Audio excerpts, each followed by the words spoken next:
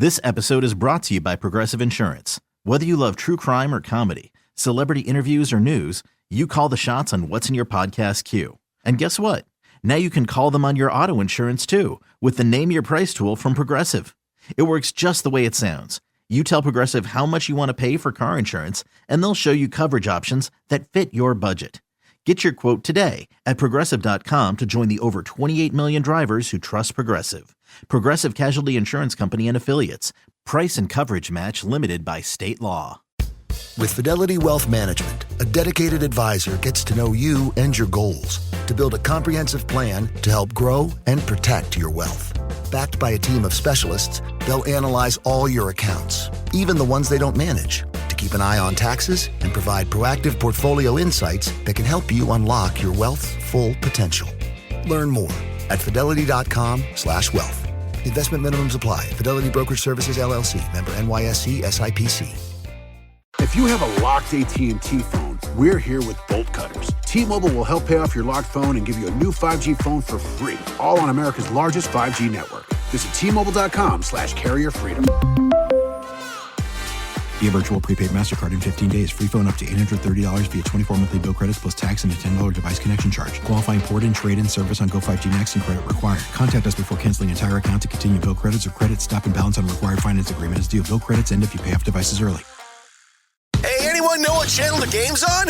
We know. Download the Sports on What app today and always know how to watch the game. Satellite, cable, or streaming. Sports on What knows the channel the game is on, and you can too. Subscribe today to start your 7-day free trial. Sports on What? We know. And now, here's the question. Hola, bitches. Good day to you and yours. All right, as we all know, Mother Nature is having fun with everyone pretty much around the world. Now, here in the Pacific Northwest, the big nature-related news are the impending thunderstorms headed our way. Most places, they call that springtime.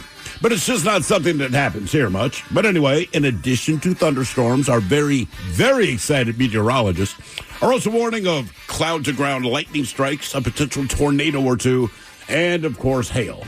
And in some areas, they're predicting ping-pong ball-sized hail. Ping-pong. Ping-pong. And while the local weather folks are genuinely excited about all of this, just keep in mind the hail could cause damage to vehicles and homes and people and pets and livestock and crops.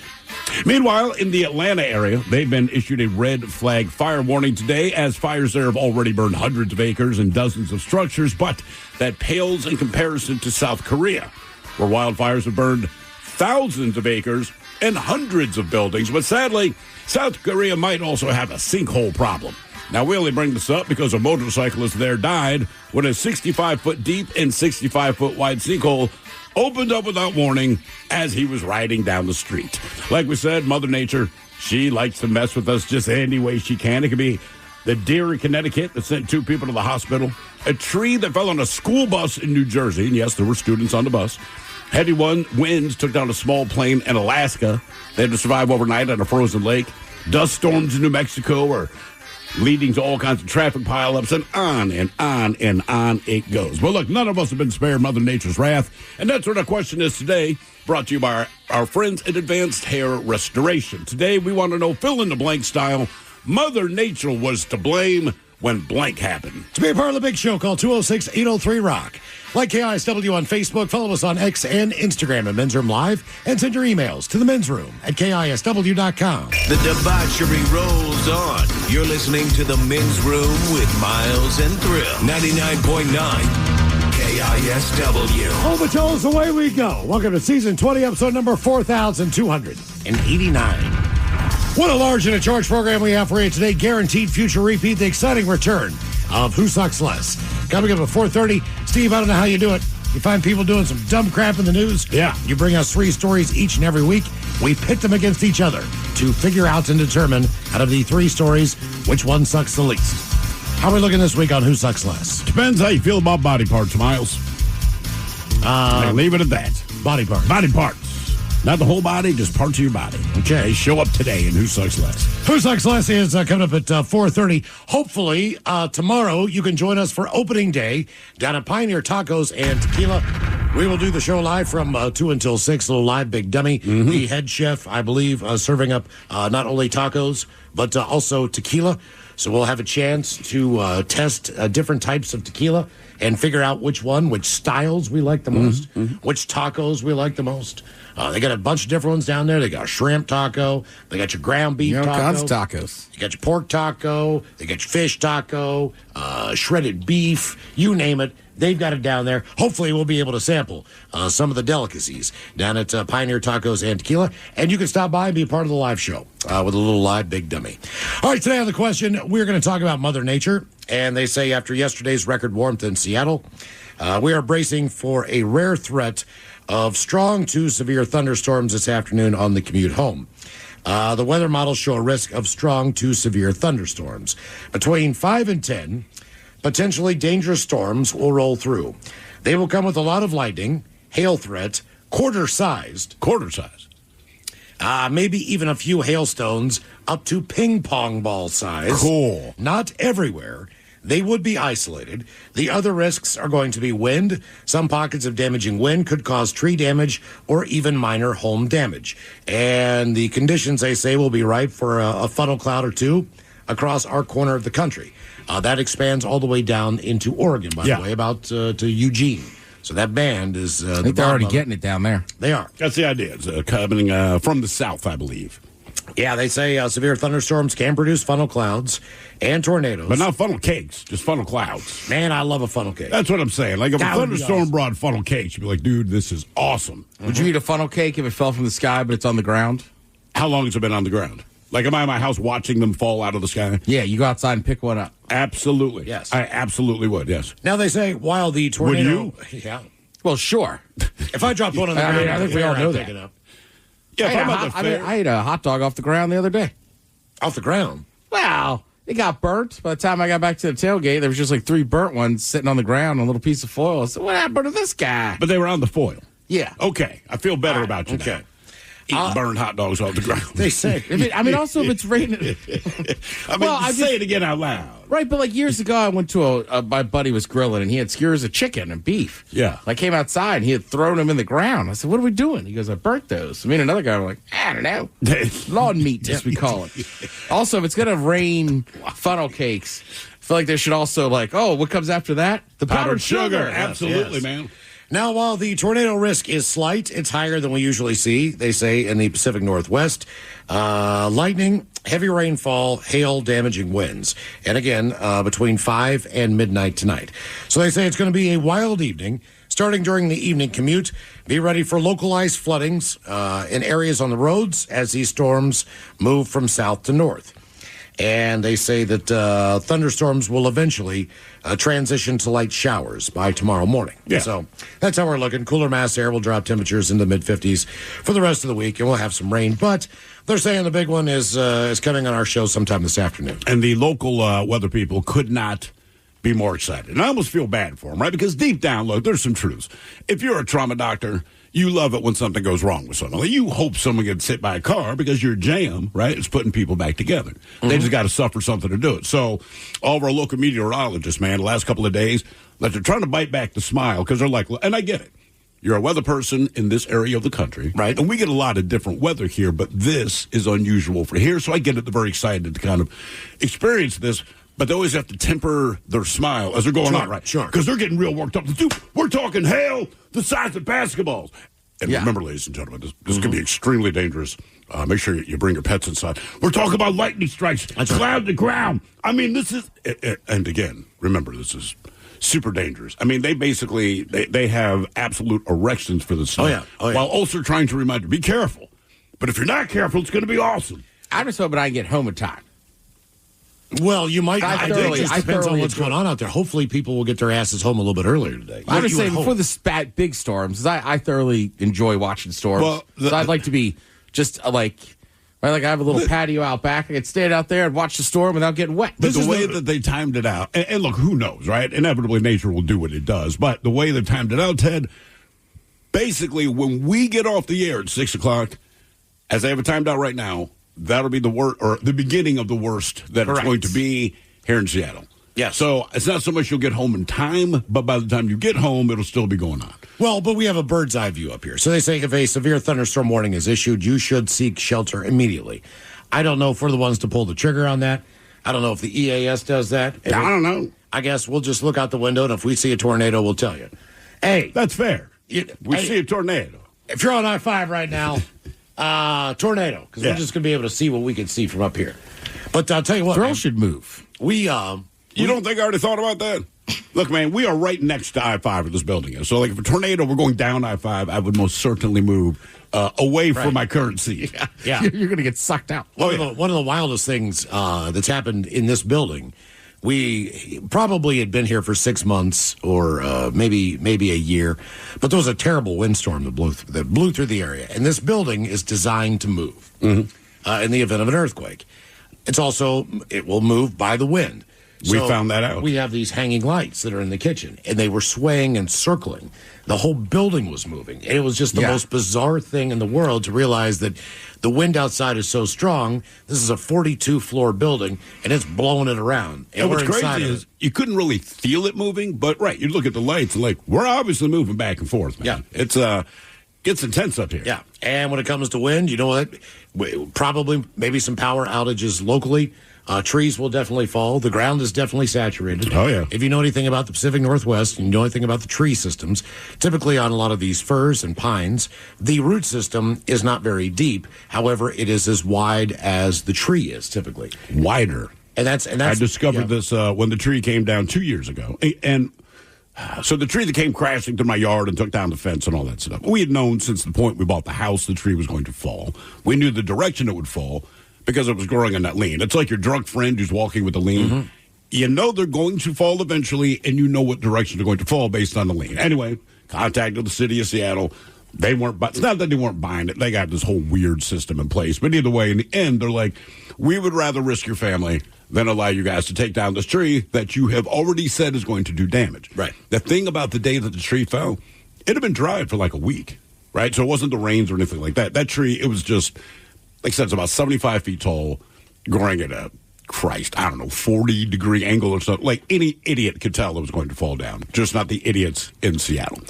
So it did come down, but what surprised me was the root system, right? So all the roots came out of the ground, and even though the tree is laying across driveways and it's in my yard, you could still see the diameter of the root system hanging out of the bottom. And when I went over to the neighbor's yard where it fell out, it wasn't deep at all. No, it's very shallow. Yeah, they explained. They said, look, man, and I did not know that until this thing came down. They said, man, most of these kinds of trees, the root system, it'll reach from sea to shining sea, but it does not go down that far. Correct. Yeah.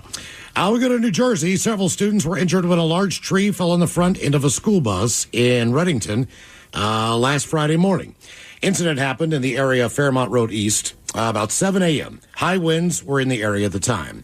11 patients with minor injuries, 10 students, and the driver were transported to a nearby medical center for further evaluation and for the kids to be reunited with their parents. Actually, it was a group of garbage collectors that were working nearby. They're being hailed as heroes for racing to the scene and helping to get as many kids off the bus as they could. I heard the bus driver had a little bump on her head. They took the kids and everybody to the hospital just to evaluate. But the real heroes are my garbage men. Picking up the garbage, they saw it happen. They ran up the street, and they evacuated everyone off the bus in a second. The garbage collectors spoke to the news. They said, we heard a bang, turned around, looked, saw the brake lights on the bus. I thought someone had hit a bus, so I ran up. And then I saw the tree laying on top of the bus, and it did collapse the roof. Yeah. The first thing I did was run to the kids on the back of the bus, open the door, started taking those kids out. I got the kids out on the side of the street, and I said to Mario, hey, Mario, hurry up, who was his buddy trying to get the kids off the front of the bus. Again, Tewksbury Township, New Jersey. Mario. Yeah, it makes sense. Mario. Your garbage man, his name is Mario. It was very scary. So is his dad and his cousin. Frightening scene. The tree on top of the bus. Tourniquet was made out of a wife beater. Yeah. And we ran out of material because we didn't have sleeves. Everyone made it out safe. There were no major injuries. That's from Mario Valverde of Interstate Waste Services.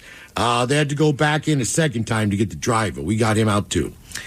But yeah, they went in there. I thought about leaving them. You owe me $20. Took care of that pretty quick. Yeah, but I mean, again, and how long did it take you to deal with the fallout of that tree landing in your yard? I mean, what was the total process time to get the insurance payments, to get everything replaced? The insurance took the longest. So the tree came down, and like I said, all of us, the 4 houses in that area, we knew the tree would come down. Seattle, like I said, for whatever reason, they're like, no, it's fine.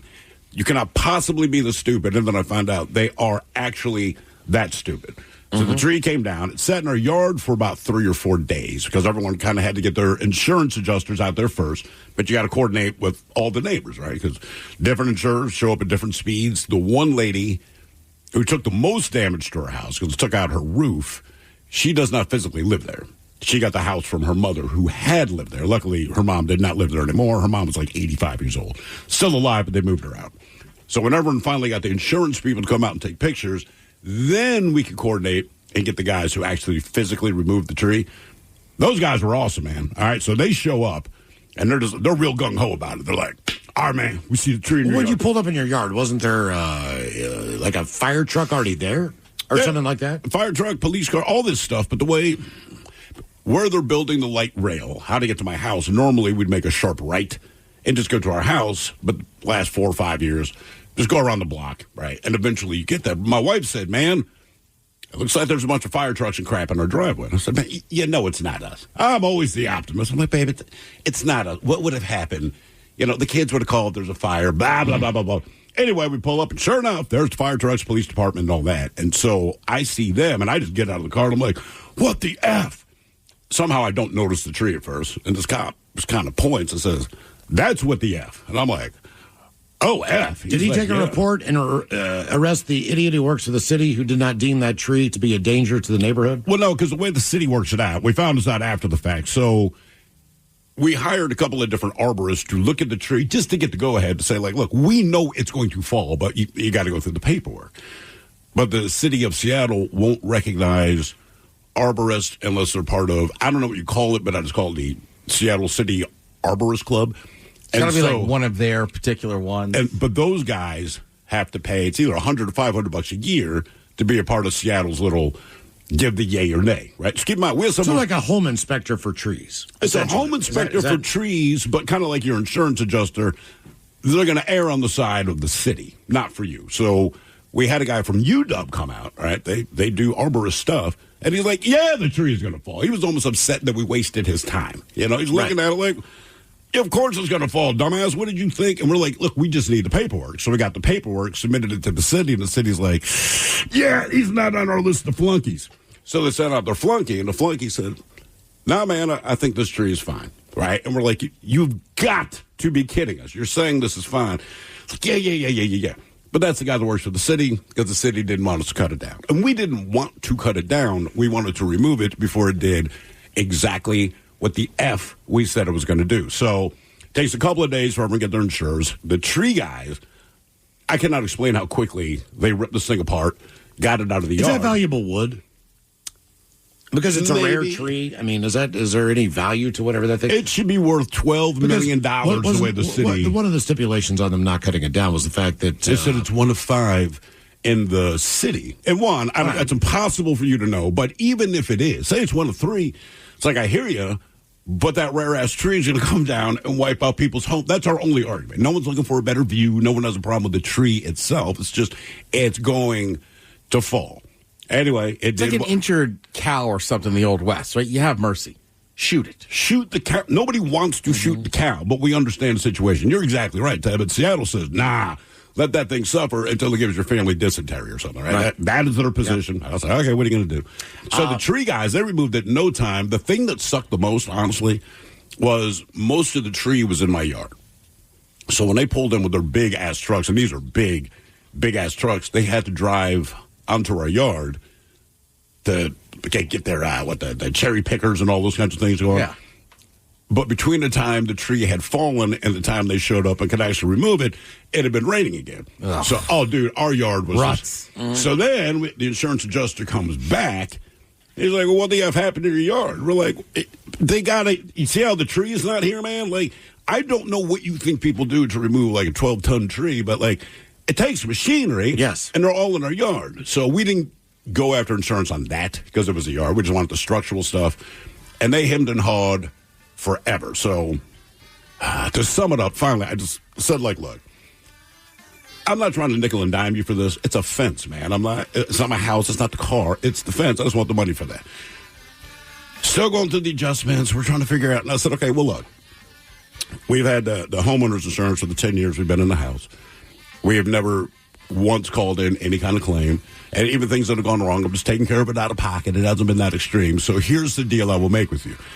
Refund all of the money that I have given you in the last 10 years.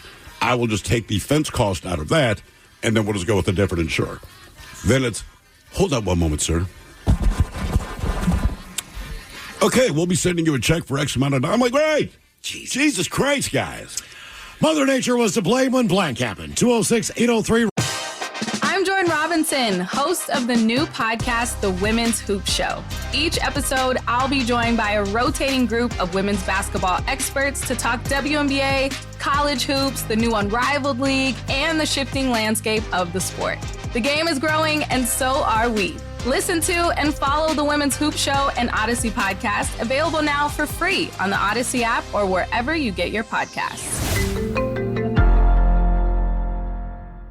Rock. Always live on the free Odyssey app from the Pinky's Plumbing Studio. You're in the men's room. Text the guys at 206-803-ROCK. 1 week from tomorrow, we celebrate the best that Seattle has to offer. Seattle Rock Day is back, April the 3rd. Our annual celebration where we celebrate Seattle's amazing music legacy for a full day. What's that? You almost said mucus again. I know. The amazing Seattle mucus legacy. Music legacy. And it all benefits our friends who do amazing work at Smash. Seattle musicians access to sustainable health care. We're doing a little bit of an auction at KISW.com. You got scolded for that, by the way. What's that? The auction. You didn't see the email? No. Guy was angry, man. There's the full deluxe vinyl set from Alice in Chains, but you did not mention that last time, Miles. And he's like, wow, man. Yeah. Why didn't you mention that? A round of golf with myself and Mike Hawk. Mike, great idea. Oh, thank you. You can bid for that as well. And plus, we need your donations. You can do that now at KISW.com. But the auction's got a lot of great stuff on it, too. But, yes, that goes down 1 week from tomorrow. Take Mike up on the golf, man. You fought to get that on there. I did, They man. finally Yeah, listened. I am down. You have to twist my arm to play golf. Tooth and nail. I thought, hopefully we can raise some money. I thought long and hard about that for weeks leading up. Yeah, to but that. they listened to you. They Mike, did. Mike will give you some great golf tips. We played in a tournament before. He knows the ropes. How did you do in the tournament there? We followed Miles a lot. I drank in the cart quite a bit. We did do that. Did you have to? You could just take whoever's shot every time. Yeah, pretty much. Well, we did need to take a couple of my drives. I think two a person was how it went, and yeah, we saved mine for the par threes. Okay. That's right. Seattle Rock Day, April 3rd. Join us for a full day as we celebrate Seattle's great musical legacy. Our question, Mother Nature was to blame when blank happened. We go to Aurora, Colorado. Residents of the First Creek Farm condominiums in Green Valley Ranch, they're grappling with large and unexpected fees nearly a year after a severe hailstorm struck the neighborhood back in May of 2024. Homeowners are now being hit with substantial special assessment fees. What? Some over $8,000 to cover what a property management group said is millions of dollars in property damage. Wait a minute. So these people live in an HOA. They live in a condo. A condo. They're the victims of a hailstorm or whatever. That is correct. And they're being charged for the damage to their condos from the hailstorm. Hailstorm. A resident of the complex who was trying to sell his unit at the time said he was shocked to receive a special assessment bill for $8,300 to help cover approximately the $4 million in hail and wind damage. Out of the 320 residents of the condo, 72 have been charged the same fee, $8,341. Some have been charged more, some have been charged less. But hail is no joke, and we had a engineer IT guy here, worked for a number of years. His name was Chaz. Chaz has bounced around with the company and worked for different companies. At one point in time, and I might be getting the states wrong, he was either in Oklahoma, I believe, at the time. Oklahoma or Texas? One of the two. Yeah, exactly. And he had a brand new, I think, a Honda Civic or an Accord. Hail comes through. Brand new. And completely destroys his car. He lived in an apartment. It was parked outside. I don't know what the size of the hail was. He just said it was hail. But it completely ruined his car. Oh, yeah. All right, so he gets a new car, and then lo and behold, he gets a call about a brand new job. And I think this job was in Wyoming. It was Wyoming. So he takes the job in Wyoming. All right. With his brand new car. And he goes up there. And he's there for a month. Guess what happens? Hailstorm. Another hailstorm. Ding! Ruins another brand new car. So within a year, Chaz lost 2 cars based on huge hailstorms in 2 separate parts of the country. I mean, I've been in a lot of hailstorms, but never one where they were big enough to damage cars. Well, Ted, you might be in one today. Yeah. And this is the biggest threat that they're saying right now. As far as damage to cars and anything outside, if you have anything outside that you can take down or get out of the area, if you have a glass table, like as far as... just move it somewhere, man. Get things out of the way. They say the hailstorms are obviously today. The stones will be capable probably of cracking windshields and denting body panels. And they say now is the time to take action to keep your vehicle safe. So they've got a couple of ideas. If you have a garage, obviously park your car in the garage. If you have a carport, get in there. Or maybe check out some parking garages in your area. So they say if you don't have a covered spot, there's a public garage like the Eastgate Garage or the South Bellevue Park and Ride. If no indoor parking is available, they're not joking on this. They say use thick blankets like a quilt or something like that to cover your car. Or even to make sure you bungee it down because of the winds. And if you have rubber mats, they say to take those out and to cover your windshield and your back window because that'll stop that from cracking. But either way... Damn. Yeah, they're I mean, if the hail's... I mean, you got to consider the distance that it is just dropping out of the sky. It's already that big, right? It's ice. It's going to hit your vehicle. My wife even asked me this morning. She's like, does insurance cover that? There's a possibility we're going to find out. I have absolutely no idea. I don't know. You can't park in your garage, can you? I think if I understand this correctly, she is making the kids help her after school move a bunch of crap just out of the way. Okay. All right, just to get it in there for the night, right? It can be a tight fit. It can be an ugly fit. We don't even care if we run over one of the bikes. Like, just get the damn thing in there. Yep. Yeah, that's my issue. I'm not sure what I'm going to do with mine. So do you have any covered parking in the... No. So it's all, ooh. All right. Well, not only that, they're saying the wind, patio furniture and all that stuff, anything that's loose but could be airborne to try to get that out of your backyard because that could fly into your house and your car and everything else. Not just that, man. And I don't think this is going to be a threat today here, but one of the things that blows my mind as far as weather-related, something going wrong, kids' bouncy houses, man. I want to see... Every year, there's like 3 or 4 stories, right? And the kids are just out there bouncing. Usually it's in the Midwest where these cells show up real quick. You know, but the storm hits, man, the wind lifts this bad boy up. But, like, the kids are still in the bouncy house, but the bouncy house is 25 feet in the air, blowing 24 miles an hour, going over fences, and you just see parents running down the street. Yep. Yeah, I mean, there's just nothing you could do. Right. When my wife and I were first dating, my uncle his uncle lived in Nags Head, North Carolina. Now, we did not have a lot of money. We were 22, 23 years old, both still in school, just basically scraping by. And, you know, in that area, it's not unheard of to drive to that area. Now, it takes about 7-8 hours to get there, but if you've lived on the East Coast, you know that... That's what you do. That's about a typical drive if you're going on vacation for whatever reason, and people just seem to be... That's what you do. So, my uncle, his uncle knew a guy that had a hotel, and he owed him a favor. So all right. So he was going to get... So to speak. That means don't ask why he owes him a favor. Right. So he got like a week free stay at this hotel. All right. And he said, look, I'm not going to use this. I live here. Do you want to take 2 or 3 of these nights? You can come down with your girlfriend. And you guys can, you know, spend the day at the beach and, you know, you pay for whatever you want. But look, you have a free place to stay. Yeah. So for us, the idea of being able to take that much time and not pay for a place, that made it a lot easier for us to go anywhere. And we never really done it before. So True now. So we drive down there, and the first night we get there are warnings of this hurricane that has been blowing up the Atlantic. But it changes courses. It's supposed to blow out into the Atlantic Ocean. We thought we were safe. We were not. That thing took a hard left-hand turn. It was going straight toward the Outer Banks, Kill Devil Hills, in that area that we were staying in. Our beach was an old beachcomber hotel that was on the beach. I mean, when you stepped off, it was one story. It had doors on the outside. It was one of those hotels. It's on the beach. That's a motel. Yes. Yeah, at that point. You step down 2 steps. At the time, though, we you know, In any other relationship in my life, I would have walked into that hotel, and the girl that I was with would go, absolutely no effing way. We are not staying here. But when you're 22, 23 years old, you're used to kind of more of the camping lifestyle, the fact that you don't have much. Like, this was fine for us. Because it's free. They got a nice bucket. There's a microwave. There's a Mr. Coffee Pot. It's one of those places where, wow, they haven't changed the decor in this place since they built it. Why bother? Right. What we did not realize were how bad the tides were going to be that night. And like anything, I go in, I just drop my bag on the floor.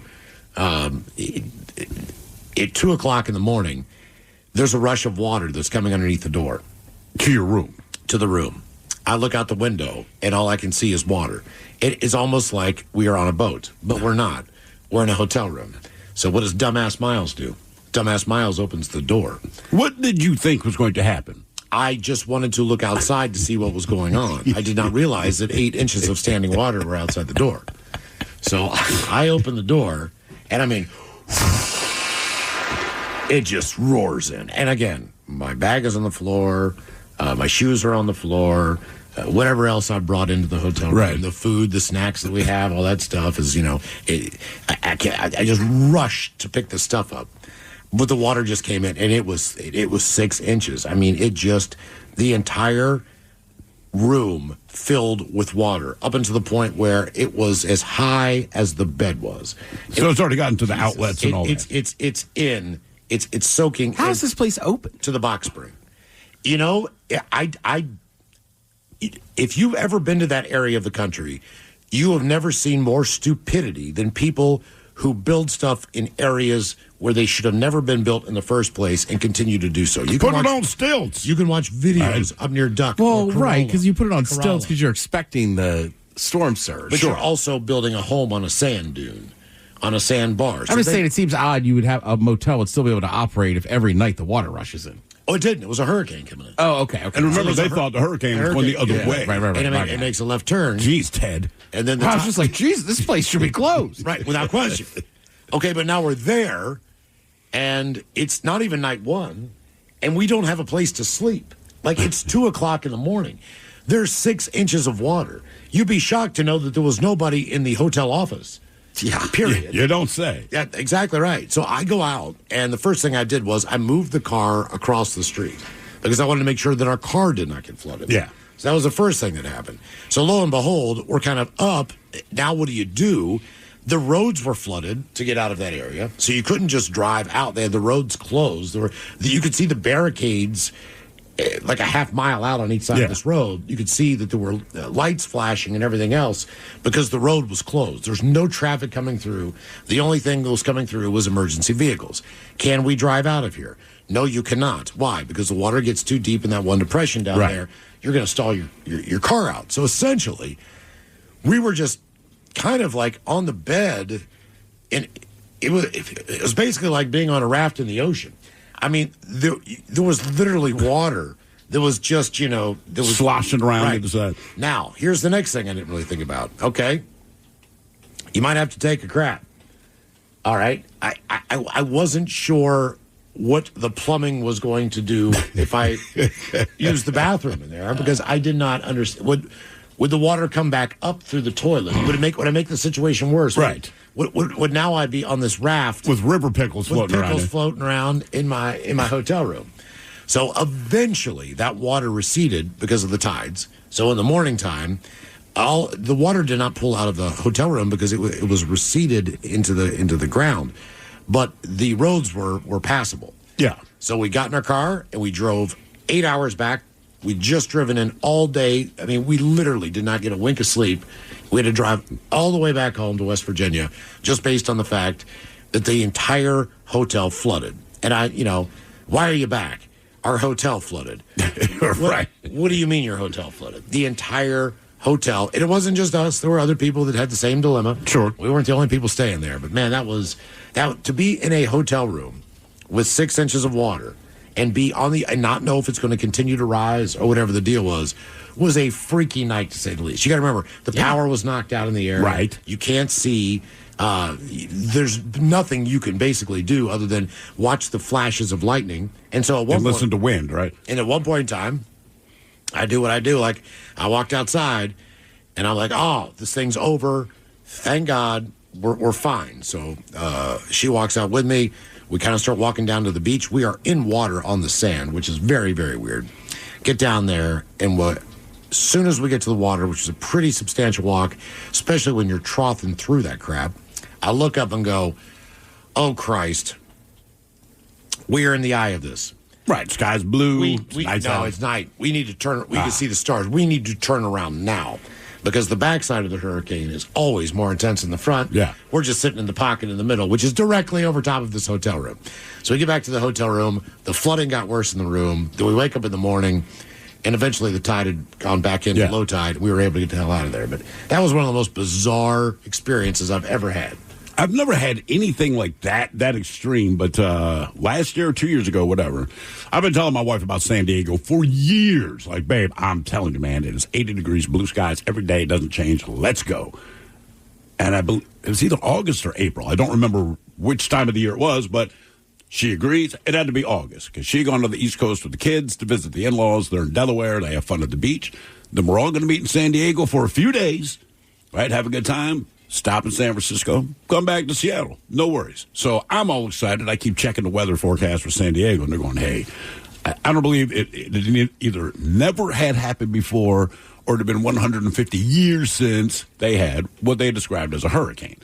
And I'm like, you've got to be kidding me. Like, come on, man. You do not get hurricanes here. So to be fair, the weather event by Seattle standards was not a hurricane. It was a rainy day. Now, understand, a little ways up the road toward L.A., they got decimated. Like, it was mudslides the whole nine. Somehow, San Diego kind of avoided all this, but it did rain all day. People in San Diego were not used to rain, so they're kind of like, this is craziness. But as little rain as there was, we're staying in the gas lamp district, whatever the hell it is. I cannot explain this. It was as much water on the street as you were saying was in your hotel room. And we're like, what the hell? It rained like maybe an inch and a half. So my wife and my kids did not want to go out. They're just like, nope, we don't want to deal with gray skies. That's where we live. I go, fine. So me and the mom go for a walk, and we look around, and I said, hey, all right, let's walk through this entire district and count drains. We counted 6. Yeah, total. And we realized San Diego panics when it rains because they don't drain any other way, man. And we're talking, 18 square blocks maybe? Oh, yeah. Yeah, about 6 drains total. So the streets, cars couldn't get by. You would think. Because it never rains, when it hits even the ground, like grass. It doesn't, nothing. Right, it just sits on top. Yeah. They said that was L.A.'s big problem, right? Basically, the foothills turned into giant waterfalls because the ground wasn't absorbing the water. The water's just going down. But I was like, you guys need drains, man. You're at sea, like New Orleans, you're below sea level. You can't really have a drain. But I'm like, you need drains. There's an inch and a half of rain, and the city was pretty much at a standstill. It was unreal. So it looked like this really horrible flood had happened, but it didn't. It was just lack of drainage. And I'm like, Jesus Christ, man. They lose their minds up here. My grandmother and my mom are, their community is still recovering. Somebody here, by the way. From floods in Appalachia. Just says, Thrill, I went to San Diego the exact same goddamn weekend. How is it possible? The time of that is insane. Right, same thing. And I didn't care about the rain so much, but the temperature wouldn't get up. So it's like 65 degrees.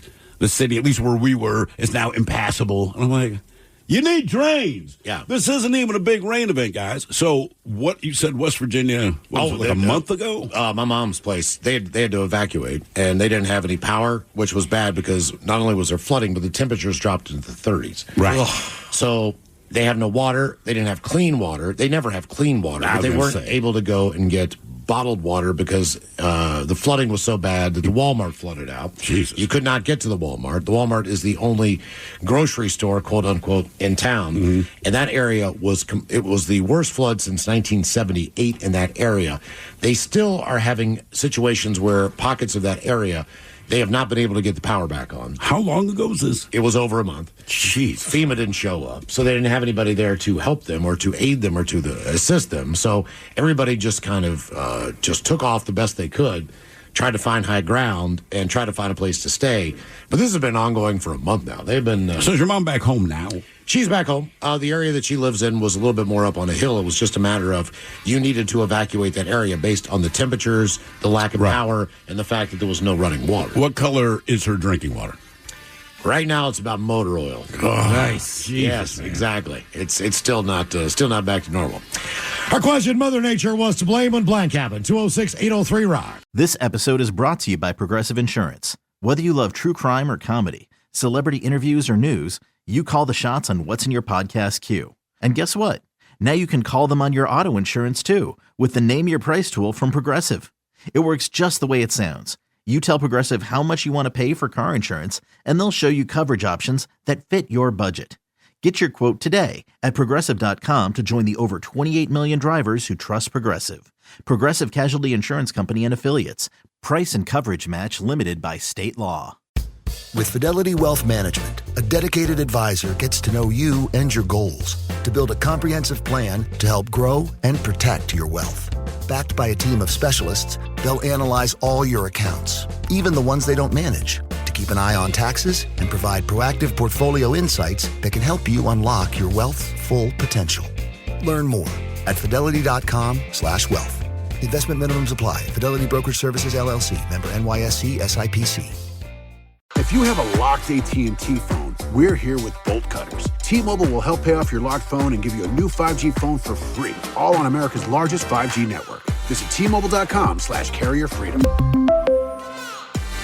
Via virtual prepaid MasterCard in 15 days. Free phone up to $830 via 24 monthly bill credits plus tax and a $10 device connection charge. Qualifying port and trade-in service on Go5G Next and credit required. Contact us before canceling entire account to continue bill credits or credit stop and balance on required finance agreement is due. Bill credits end if you pay off devices early.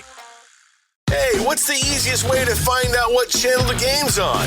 Sports on What? Subscribe to the Sports on What app and quickly find the channel for every provider. Satellite, cable, or streaming. Sports on What knows the channel the game is on, and you can too. Download today. 99.9 KISW. The shenanigans continue.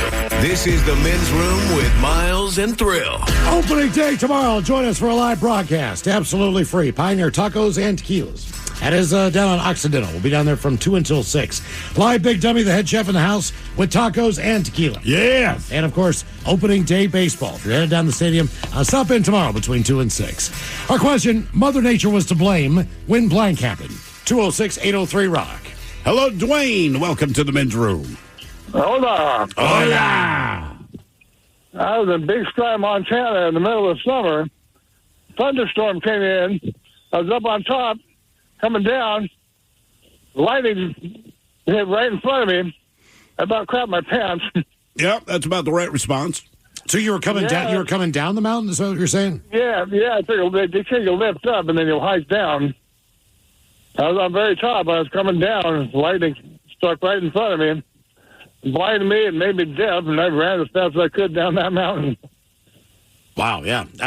Look, man, when that stuff comes in, it comes in fast. I was going to say, how fast did it roll in there? You know, I'm not used to Montana weather. I mean, did it come in like Oklahoma quick? Yeah, it was fast. It was just, I got it from nowhere. It just came in.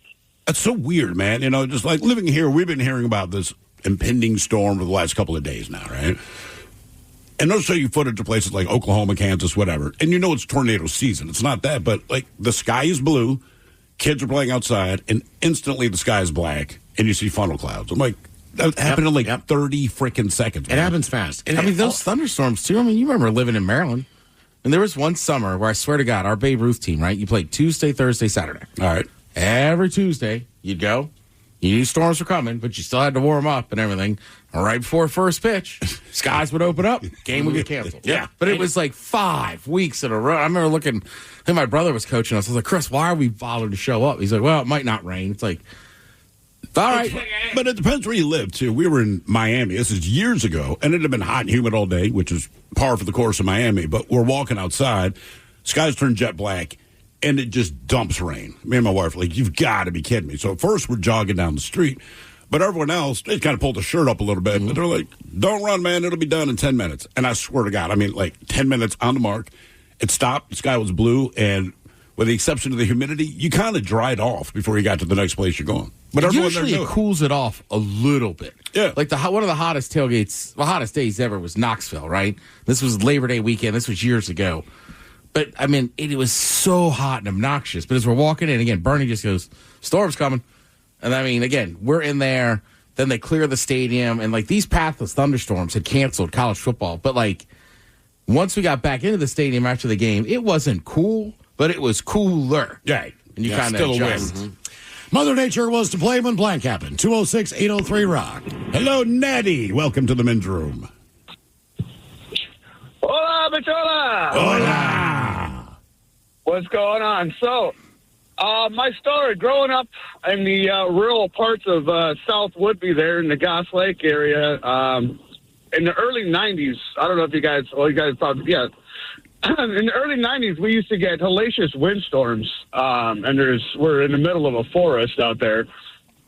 5 years in a row on Thanksgiving Day, every year from I think from 89 to 94, we had super big windstorms, lightning and all that. Well, it knocked the power out. And happened to be right when we were cooking our Thanksgiving turkey. I ask you not. We had to scavenge and scrounge for what leftovers we could get out of the fridge before things started going bad, because this power would go out for, I don't know, 2-3 days, maybe 5 days before they got everything back up where we were located. But yeah, I just remember that Thanksgiving, eating leftovers, dry sandwiches, But it used to be a lot more consistent around here weather-wise with our snow and the wind. But now we just don't know what to expect these days. Yeah. Did you have generators back then, or does everyone have generators now? We eventually got a generator. I mean, but and that's kind of what prompted it. Like, we can't go through another year of Thanksgiving dinner being, put to bed a little earlier than needed. We're never able to salvage the turkey either. Damn. So, it just got tossed, midstream. So what are you going to do, right? Jesus. Did you have other family members there, or was it just your immediate family? Mostly immediate family. We did generally a bigger family dinner at grandma's, the night before or over the course of the weekend. But yeah, it was a real bummer, man, because those leftover turkey sandwiches is where it's at. That's my favorite part. Well, I still feel like there's always some good storms right before Thanksgiving. Oh, yeah. I mean, I remember there's snow on the ground out here one year on Thanksgiving. Mm-hmm. Yeah, that's my favorite meal of the year, though. Of all the ones, I know it's basic, but I love it. I look forward to that more than anything else. Well, Thanksgiving, like we always say, again, there's no pressure of gifts or this or that. It's food and football. It's just right. It's just a simple holiday for everybody. Yeah. When lightning used to come on the East Coast, it would come just roaring across the plains. By the time I got to the Appalachian Mountains, it is ready to take off and go over top of those mountains, which typically means it's going to dump rain. And when you think about, the Olympic Peninsula and how the rain shadow works, right? It's very similar to that. I mean, the clouds need to rise above the mountains. They dump the rain. If you're on the west side of the mountains, you get all the rain. You're absolutely going to get hammered. I'm playing a golf course in West Virginia. We are on the west side of the mountain. A storm blows in quick. We are on the 9th hole, all right? The 9th hole. We figure we would just finish this last hole and go to the clubhouse, wait the storm out. We're good to go. We pull underneath a tree in our golf cart. I get out, my buddy gets out, and now it's starting to pour down rain. And the next thing you know, I wake up and I'm on the ground. And I wake up. Yeah. And I sit up and I go, oh, God, where am I? What is going on? And I look over, and my two buddies are laying down on the ground underneath the tree as well. I look up, the tree is on fire. The tree had been hit and split, but where we were standing, we were also standing on the root system. So that kind of blew us up a little bit. Now, I've told this story before, but my one buddy, Rob, he was kind of like the highfalutin golf player at the time. He was wearing metal spikes. Yeah. And he took the brunt of that shot. I'm sure we all were equal as far as what we got. But you weren't wearing metal. I was not wearing metal spikes. I was wearing tennis shoes. Now, he got it pretty bad. He was pretty messed up. Is he the one who was just kind of never the same again? No, he was fine. Yeah, okay. From what I understand, he was perfectly fine. Then my buddy Brian woke up, and then I look up, and there are 5 or 6 golf carts racing down the hill. Every single person who was waiting the storm out up in the clubhouse, as they were looking down, because the last hole went up the hill toward the clubhouse, they all saw us got hit by lightning. So now they're rushing down there, and they are freaking out. Not only that, the tree is still on fire. Yeah. The tree is on fire, and it is split. So there's a big chunk of the tree that looks like at any moment it's going to fall. So we pull the golf cart out of there. We wake up Rob. We get to the clubhouse. We take Rob to the hospital. We finish the round there. And then Rob's parents met us at the hospital. He ended up being discharged later on that afternoon. He was fine. This was a Sunday afternoon, Sunday midday. So my buddy and I are like, you know what? The hell, and it was not football season or anything like that. There's no reason to be in a bar at 11 o'clock on a Sunday morning. But we decided to go to Mario's Fishbowl to drink our craziness away and the fact that we survived. And it was just a weird situation. So, of course, we go to the bar, sit down, and there are two girls beside us. And my buddy Brian starts hitting on the girl beside him. I'm on the far side. I'm far away from the two girls. So anyway, he starts talking to this one chick, blah, blah, blah, blah, blah. Brian gets up. He's going to go use the phone. He's going to go call his mom. This is before the days of cell phones. He's going to tell her what happened. Rest assured, everything's going to be okay, blah, blah, blah, blah. But, I mean, it's one of those things. It's like, strangely enough, it's like if you had a baby, you just want to tell everybody. Oh, of course, yeah. Same thing with getting hit by lightning. Because you're alive, you just want to tell everybody what happened. Like, he was just talking to the girl beside him, Beth, most of the time, just about how the lightning, he just woke up. Like, the whole story, basically what I went through, he was just repeating the same thing. He gets up to go and call his mom. She starts talking to me. The next thing I know, me and her end up going to a different bar that night. And partying continuously through the evening. Then I ended up staying at her house that night, and then we got married. Yep. Yep. Lightning killed your single life, man. It really did. That was probably the strangest thing that's ever happened to me, based on the fact that. And then on my second wedding, I was about to say, dude, you have a thing with lightning. Those storms were It's a wicked. warning. It really is a warning that I did not heed. I mean, literally. Let's try again, Miles. So you're right. Both your wives are Jewish. Don't think I didn't think about that. So if nobody's ever been to a Jewish wedding, they stomp on the glass. Yeah. The guy says Mazel Tov. Everybody cheers. The glass sounded so loud. It's like he stomped on it that it was like thunder right after. Yeah. Right at the beginning of the reception, it was like, Jesus Christ. It was scary out there. Yes, it was. It was terrible. How many different ways can I send you a message, Miles? Okay, where would you guys think the safest place is? All right. I'm trying. He is trying. He did try. I'm trying to save you money. Dude, don't go to a bar tonight. All right, just don't. To hail the there's going to be lightning. Get just married. Drive home, park your car, sit your ass in the house. Yeah, I don't. If someone could have a gun to my head and basically say, "Would you ever get married again? Or I'm going to kill you right now." Just shoot me. Oh, I doubt it. Shoot me. You better stay home. We'll see. Shoot. Tell you stay home. It's cheaper. You know what? I'm gonna call that place you like. Be like, if you see him in there, you throw him out tonight. Throw him out, man. So, okay, where would you guys say in the United States of America would be the safest place to live in the event of trying to avoid a natural disaster? Does include weather, earthquakes, tsunamis. Well, it's Mother Nature. So, if you're in Arizona, it's going to be extreme heat. There could definitely be drought. There are haboobs. There are dust storms. There are all kinds of things that can be affected in those areas. What if, say, Montana? You want to go Montana? The weather out there is wild, dude. The weather's wild. And look, there's not a lot of people, therefore there's not a lot of infrastructure. And I know that it's close to Yellowstone. There's some of Yellowstone in Montana. Wait a minute. Yellowstone is the biggest volcano on the North American continent. That is right. So I'm not worried about it, but I would not call that safe. I mean, we've had to pull over in Montana because the storm came up on us that quick. Okay. I'm going to guess somewhere like something in earthquakes, tornadoes, bad ice storms, hurricane, Maine, rain, right? I'm trying to go, but Maine in the wintertime, dude. Right? They just call it a nor'easter, and a nor'easter is just a wintertime hurricane. So instead of rain, it's snow, so you don't get flooding.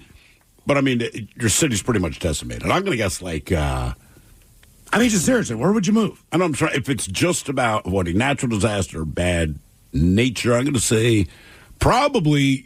Your home neck of the woods, somewhere like West Virginia. I would go like Minnesota or Wisconsin. Minnesota. Okay. And when you think about like Las Vegas, a lot of people like to retire there. Mike, how many times have you been in a foot of water in Vegas? A couple times. That's what I'm saying. Like even someplace like that where you think in areas that have that hard ground, the water does not soak in or saturate into the soil, so you have flash flooding. Right. Which is the case a lot of the times in an area like you say, well, Palm Springs. Okay, well, that's great until the rain comes, and then it floods. That's what I think somewhere like West Virginia. Like, most of the things that go wrong there, to me, seem like it's man-made.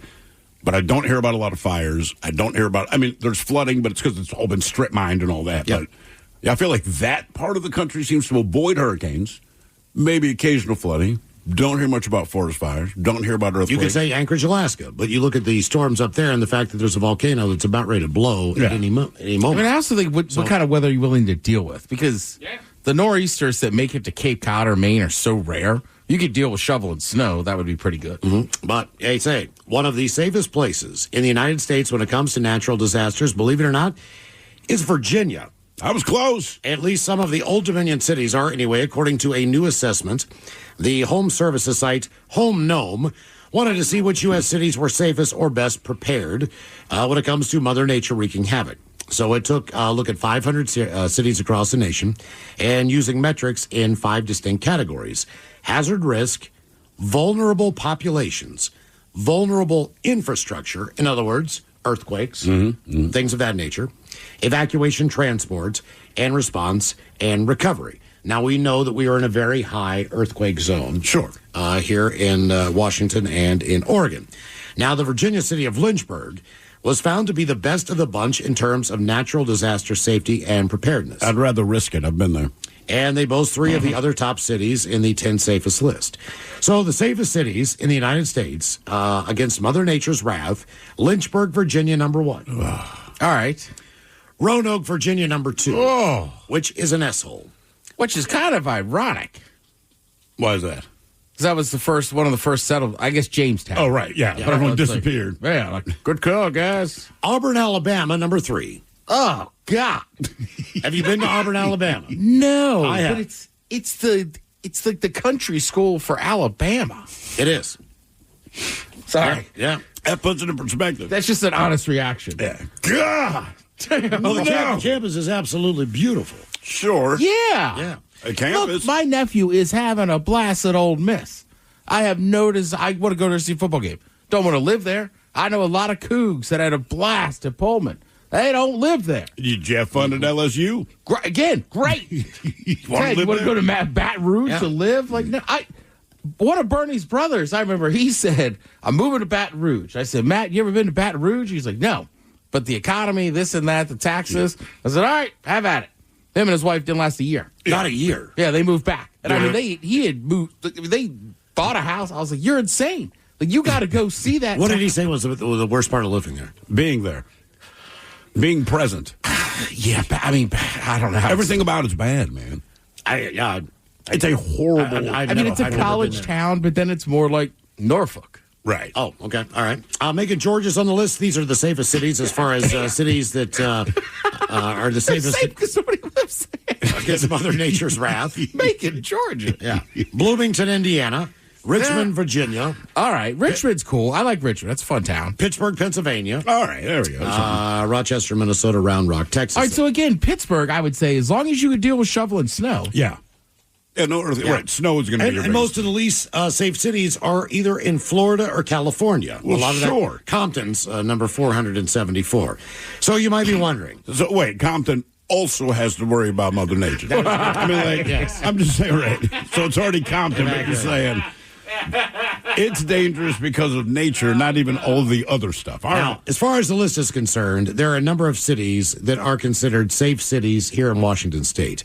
Pasco, Washington is the 39th safest city in the United States. All right. Pasco.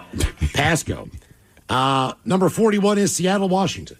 All right. Followed by Bellingham at 76, Redmond 95, Kirkland 121. You go down. Renton, for some reason, is 162nd. Auburn, the 230th. This is where things start to get bad in Washington. Federal Way is 270. Vancouver's 287. Kennewick, Washington is 320th. Tacoma, guys, is 330th. How is Tacoma so much worse than Seattle? As far as being safe. Probably Lahar's. Also, you have to that's because a when good Mount point. Rainier Yep, blows, like it's not going to get all the way up to here. What is the most unsafe It's got to go city through Auburn to get to Tacoma. I would say Klamath In Falls. the state of Washington? in the state of Washington? I would say Puyallup. Okay. That's a good guess. Any other guesses?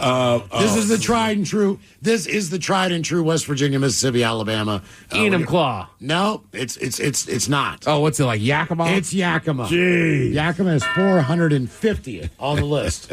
As far as being and keep in mind they only looked at 500 cities. That's all. It's on the other side of the slope over there. Exactly. Yeah, they're getting dimed.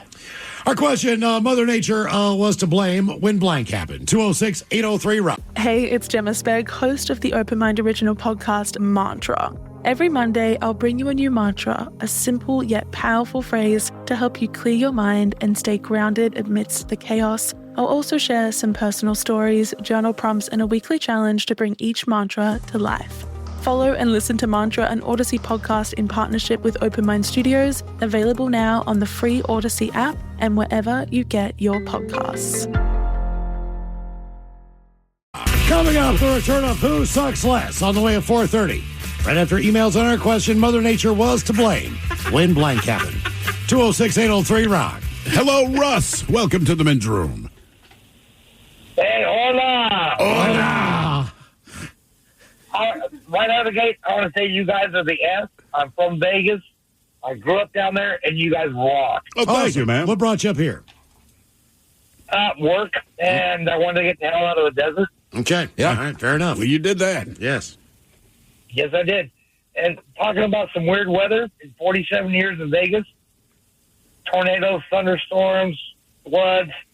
1 year in May, I was working on that new parking structure, like 96 at the airport.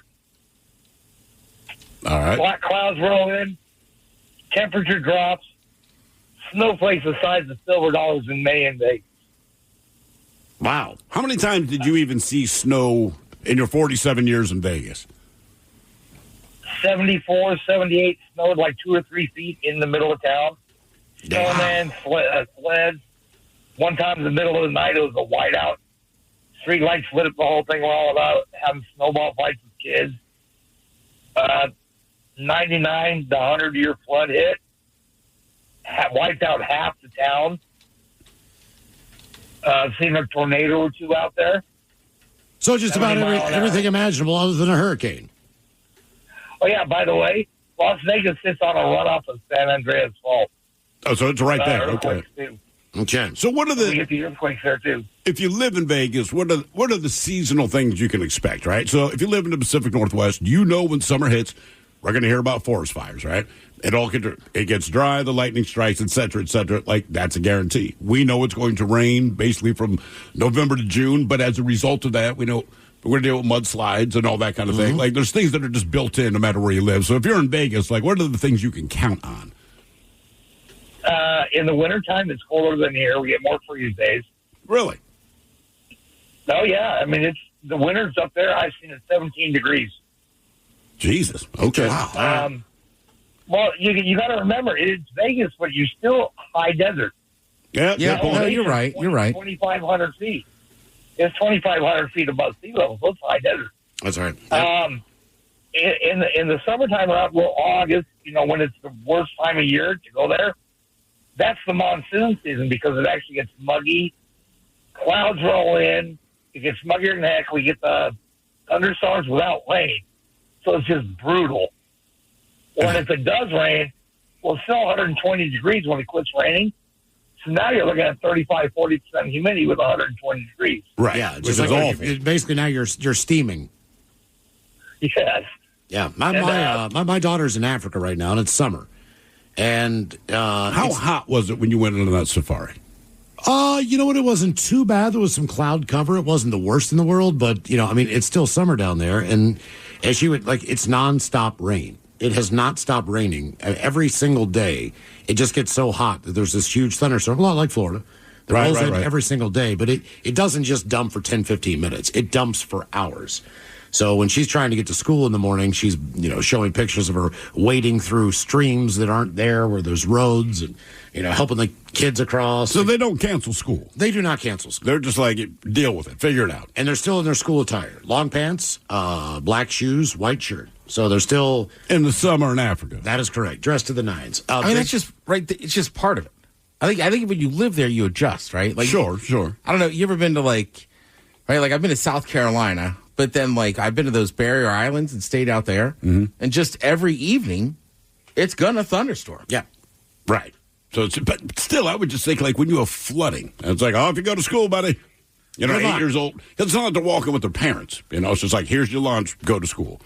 Mother Nature was to blame when blank happened. 206-803-ROCK. So those kids are tougher. I was going to say, I kind of and I'm thinking about it now, yeah. Get your galoshes. Yeah, go. Hello, Brian. Welcome to the men's room. Hola. Hola. Hey, brothers, I'll make it real quick for you. I don't know if you were here and remember late 80s, early 90s. We had an inaugural day windstorm from hell. And I worked in an apartment complex as a maintenance guy in Federal Way. About 600 apartments. There's 4 or 5 maintenance guys. Guy calls the office and says, hey, man, damn pre-drench just came down, went through the windshield of my brand new car. So me and the guy go up to check on it. You know, apartment's got insurance. They'll probably cover it, right? We go down, sure enough, big windshield, bust. He says, I'll tell you what, I'm moving this car. I don't trust that tree right there. Moves it down 4 or 5 spots. This is a brand new Monte Carlo SS Earnhardt Jr. car. He waited a long time to get. And we hear... Once again, bedroom colors, here are the 7 words you can't say on the radio. Sucker, mother, and please keep those words in mind when calling. Now, back to the program. You, poop you not. Sorry, guys. Yeah. It flattened the car right in front of us. And we looked at the guy like, what? You moved it? You put it there? It's flat? I'm so sorry, sir. I didn't know what to say, but it was highly embarrassing. Yeah. And it was the craziest storm ever. You know, it's funny, man. People worry about trees, and my father told me this. I was not alive yet, I guess, when this happened, but he's been a car guy. It saved his money, and he got whatever kind of convertible it is that he wanted. And said he took my mom on a date somewhere.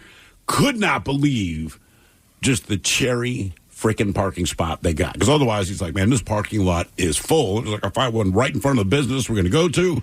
I parked there, no big deal. He goes, it's a tree. But, like, the tree is standing fine. There's no severe weather. And he's like, oh, people worry too much. I don't know. They had dinner or whatever they did. But he said he walked out like 2 hours later. The entire car, keep in mind, convertible, inside and outside, covered in bird nest. Oh, no way. He's like, the entire car. He's like, I'm not saying there's a few pieces of bird nest in my car. I'm saying from hood to trunk in the entire interior, the windshield, everything is covered in bird nest. It's like, and then in that moment, I understood everyone else that came to this particular business knew that already. Yeah. It's nobody parked there. So now, anytime I park under a tree, it's always my thought, like, I know I'm going to get some bird nest. I just hope there's not a lot of birds. My father was like, had to be a whole goddamn flock in there. Yeah. I don't know what it was. Well, my entire car. That back to you were saying about making sure you can maybe get your car in tonight because of the possibility of hail. Yeah. So there was a hurricane coming, and basically half of my garage was able to be, you could put a car in. It was a 2-car garage. So my wife normally parked in the garage. I wanted to get my car inside because it's a hurricane. Yeah. So I move a bunch of stuff, stack a bunch of boxes in the corner, wedge that bad boy in there. My car's in there. Good for the night. Hurricane's coming about 11 o'clock at night. I've got to get up at 3 o'clock in the morning to go to work. I wake up 3 o'clock in the morning, don't pay any attention to anything other than my basic routine, which is where are my socks, where are my shoes, I'm half asleep. Yeah. Gotta go. Open up the garage door. A tree had fallen across my driveway. Now, it was an oak tree. It was pretty sizable. So as the garage door is going up and I'm looking at this, my neighbor Mark is standing on his porch watching this hurricane come through. He's awake. He's drinking. He's he's not going to work, whatever the deal is. He's like, hey, man, looks like you're screwed. I'm like, oh, my Thanks, God. Mark. Yeah. Mark also had a chainsaw. Aha. So at 3 o'clock in the morning, there's a chainsaw going, and I am rolling huge-ass logs. He's cutting them about 2 feet, 1.5 foot. I'm rolling them off of the driveway, and just enough room to sneak my car through to go to work. But that tree barely missed my house. It was probably no more than 3 or 4 feet away from the garage door. So that thing was right up on it. But it would have been your car. It would have been my car if I didn't get in the garage. But just the idea of, you know, a chainsaw, 3 o'clock in the morning. 3 o'clock in the morning, rolling big ass logs that probably weighed 300 to 200 pounds. It's not how you want to start your day. It's not. Mother Nature was to blame when blank happened. 206-803-ROCK. It is not, yes. Hello, Taylor. Welcome to the men's room. Hola. Hola. So I got married in 2023, and we had planned to go to Maui for our honeymoon. And we were there when those wildfires happened that took out all of Lahaina. Yeah. Yeah. So we were there, and what happened was we arrived on the first day, and then it was the first night, the power went out, and the winds were, like, insane. So we just kind of hung tight, and then there still wasn't power back by the end of the second day. So I told my then wife, I said, well, okay, if if it doesn't come back by the third day, we got to go find some food or something, right? We got to try to get out of here. So we did that. There was nothing available on our side of the island, and we were about a mile from Lahaina where the fires were. So we decided to leave. Were you in Kaanapali? Yeah, that really close to that. It was a small resort just outside of there. All right. So we left it. We had to go the long way around the island because the roads were closed. We didn't know anything about the fires because everything went down, the power, the electricity. There wasn't radio signals. There was nothing. So when we got to the other side of the island where there was power, we got these text messages from our family like, are you okay? What's going on? And then we found out. We went to the police station. They told us about it again, and they said, hey, you can't go back. We're going to close all the roads. Nobody's going back over there. So we drove around trying to find a place to stay, and, like, the hotels were like stock markets is how I describe them. There were people with tickets screaming to find rooms because all the flights were being diverted. Right, so we ended up finding a church, and we stayed with a family who we didn't know and just let us stay there for 10 days until we could catch a flight home. Did you enjoy the honeymoon at all? Obviously, it started like crap, and then spending 10 days. I enjoyed the first day. Okay, day one. What did you go to Lahaina? I mean, I know you drove through it from the airport, but did you actually go there the day before? We did on the first day. Yeah, we saw it the day before it burned. You were there the last day that it was actually there as a 100%. town. That is insane. Yep. That is Yep. Yeah, and we lost everything. We didn't get any refunds, which I don't mean that disparagingly. I mean, it was an awful encounter, and they they lost everything. Oh, of course. Yeah, our honeymoon was a flop. Was a total flop. Yeah, are you still married? Yes, we are still married. Okay. And we did a second honeymoon in Cancun a year later. I was going to say, you definitely need. And I was kidnapped by a group rep. Of Mayans. You definitely needed a do-over on that one. And God, what a beautiful town that was. I mean, it was. I remember being there, and it's one of those things. We stayed roughly the same area that he did, and like if they recommend you go to Lahaina, hopped on this little bus. I got a tattoo there. Met a chick at a bar that used to live in Kansas. I just remember her because she recommended the tattoo place because her boyfriend's the guy that owned it. But anyway, everyone was really cool. There's that big ass tree in the square. Yep. And I remember looking at that and actually being that survived. That's where we did our the submersible thing, the submarine tour. It was all in Lahaina, but the one thing we took away when we left, I'm like, that's a cool little town, right? So when all these fires broke out, and you just saw how bad it was and the devastation. My wife's pointing like, that pile of rubble was the bar we were at. That's where the tattoo shop was. But I'm so glad the tree survived. It sounds stupid, but like, there's something. Right. Yep. I was so in Fremont. Unfortunately, one of the regulars in Fremont, he passed away a few months back, and Benny was a stone stacker. So he was an artist in his own right, but he would stack stones in Fremont. He was. You didn't go a day without seeing Benny. Benny was just one of those guy guys. you knocked out. No, I didn't knock him out. But so guy you punched. I mean, who went unconscious after your fist made contact? Nah, he wasn't unconscious. He kicked my dog, and he shouldn't have kicked her twice. And then he took a swing at me, and I cracked him in the face. But that was 2005, 2006. That was a long time ago. Benny and I, trust me, we drank a lot more. We made up. Was he like a regular person? Well, not regular, but I mean, was he like a regular in the bars, or was he homeless? He was homeless for a while, and then he took residence up with an artist in Fremont who let him stay in the bottom of her Craftsman, which was an in-law suite, and he basically took care of her as far as getting her groceries, doing any errands for her, and she let him stay there free of charge. And she also would, part of this art program, would fly Benny to Hawaii. Really? Right? So the first time I'm ever in, Not bad for a homeless dude. I did not know this. Well, Benny had a place to stay there apparently by somebody else who's in the art group. I'm in downtown Lahaina, right near that tree, and I'm walking, and there's Benny stacking rocks in the park. And I'm like, Benny, what in the F are you doing here? And he's like, Miles, I live here in the summertime. And I'm like, I had no idea. He's like, yes, I have a place to stay. And I'm like, all right, we got to go get a beer. So so where do we end up? The Bubba Gump Shrimp Company. All right. Now you think you're in Hawaii. Traditional, right? Hawaiian cuisine. I'm at Bubba Gump, which was this building on the water right across from Fleetwood. It's a chain restaurant with plastic menus, right? But you're sitting on the water. It's gorgeous. And I'm like, I'm reading all this stuff, about Forrest Gump, basically. and traditional, like one of the oldest towns in Maui. Yeah. I'm at the Bubba Gump Shrimp Company, drinking beer with Benny from the homeless Fremont, dude in Fremont. From Fremont, the Stone Stacker. It's just like, it was just a bizarre time. Mother Nature was to blame when blank happened. 206-803-ROCK. Hello, Candy. Welcome to the men's room. Hola. Hola.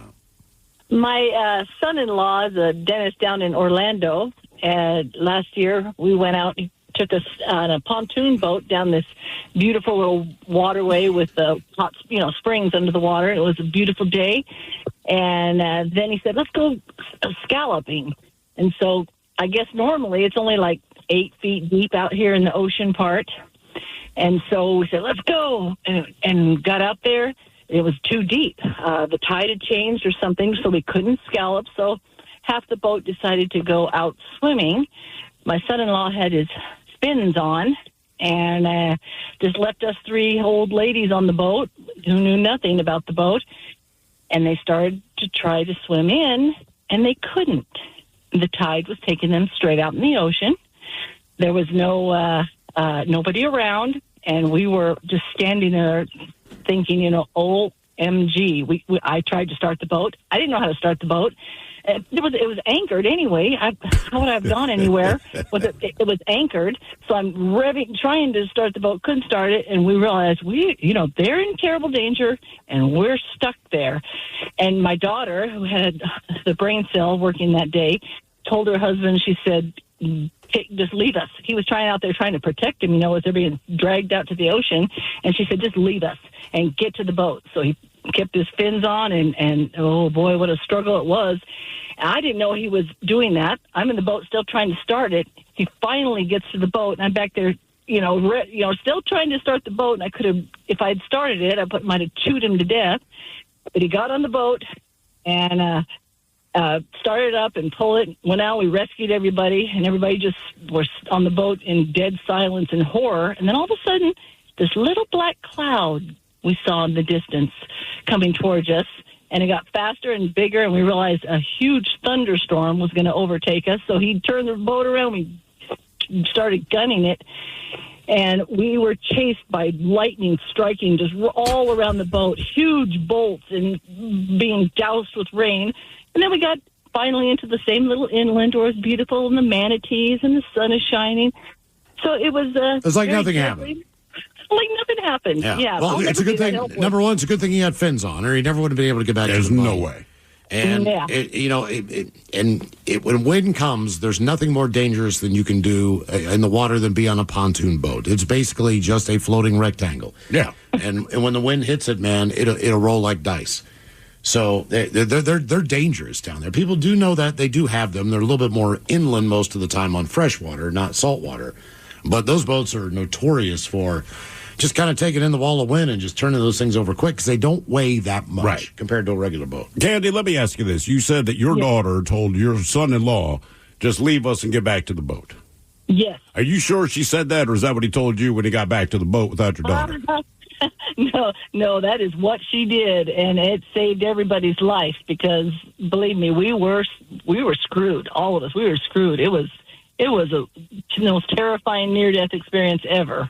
Okay. Yeah. Hey, I'm going to Orlando in July. I won't be doing that. I think they were closer to the ocean than Orlando. They had to be, if they were scalloping, they had to be closer to the Atlantic. Good point. What? To get ready for monster storms. I know. We're going in July 4th weekend.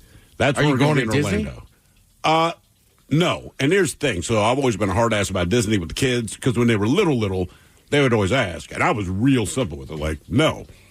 Fast forward a couple of years, we took them to Olive Garden. They decided they wanted to go to Olive Garden. Like, cool. So we get there. The hostess said, hey, guys, it's going to be like a 20-minute wait. So me and my wife were like, all right, cool. The kids were like, oh, my God, 20 minutes, blah, blah, blah, blah, blah. And I just looked at him and said, hey, you know when you guys bug me about going to Disney? If you can't take 20 minutes at goddamn Olive Garden in the air conditioning, climate controlled environment we're in, I'm not standing in line for hours with your asses when it's hot and humid. And they basically shut up at that moment. Like, do you understand? That's I'm not spending that kind of cash when you can't handle 20 minutes. So we did ask them this year because I'm like, look, we're going for my son's volleyball. And I'm like, you guys know I don't want to go, but I will go because this is as close as we're ever going to be to Disney World. So if you guys want to go, I will suck it up and I will go. And they're like, nah, Like, cool. They don't want to go. Oh, God, I'm so happy about that. Like, dude. I've been to Disney World on July 4th, which is one of the busiest times, right? It's that and around Christmas. Yeah. But same thing. You're in Central Florida in the summertime. So how brutal I don't is know it, if man? it was every day, but almost it seemed like every day, same thing. By the afternoon, there would be torrential downpours, thunderstorms. Like, I'm really trying to explain this to the kids. I'm like, guys, no, because they're not big heat fans. I'm like, it's worse than that. I'm like, with the humidity, I'm like, you guys are going to be miserable. I'm just trying to let you know. Mother Nature was to blame when blank happened. 206-803-ROCK. Hello, George. Welcome to the men's room. Hola. Hola. So for me, it would have been February of 2011. I was heading back to Afghanistan after my 2-week, R&R leave in Southern California. So I had to fly through Dallas. It was the week before the Super Bowl that was there in 2011. And there was a freak snowstorm that hit. So I was stranded in Dallas, had to stay at the American Airlines hotel for 6 days, not being able to leave at all. 6 days? And you can't leave the airport property at all? I didn't have a car, and it was not close enough to the airport or close enough to anything. It was the American Airlines training center for their pilots and stewardesses. That's where they went to train. What did you eat? They had a cafeteria, but it was, cafeteria food, nothing really great, but it was edible at least. I guess it was better than the food in Afghanistan, or no? Well, it depends. Afghanistan had multiple defects. One of them was a Italian ran defect, so they had pasta and great food every single day. Yeah, that's what I was going to say. All right. Food in Dallas, worse than Afghanistan. Who knew? I know, that's quite a statement. Coming up, the return of Who Sucks Less. On the bait. Yes, on the way until 4:30. And we get your emails coming up next in the men's room at KISW.com. This episode is brought to you by Progressive. Most of you aren't just listening right now. You're driving, cleaning, and even exercising. But what if you could be saving money by switching to Progressive? Drivers who save by switching save nearly $750 on average. And auto customers qualify for an average of 7 discounts. Multitask right now. Quote today at Progressive.com. Progressive Casualty Insurance Company and Affiliates. National average 12-month savings of $744 by new customers surveyed who saved with Progressive between June 2022 and May 2023.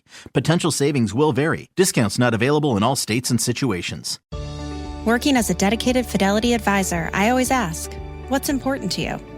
I'll look at those priorities and goals alongside your full financial picture to build a comprehensive plan designed to help grow and protect your wealth. With proactive portfolio insights and an eye on taxes, I'm here to help you make the most of your money.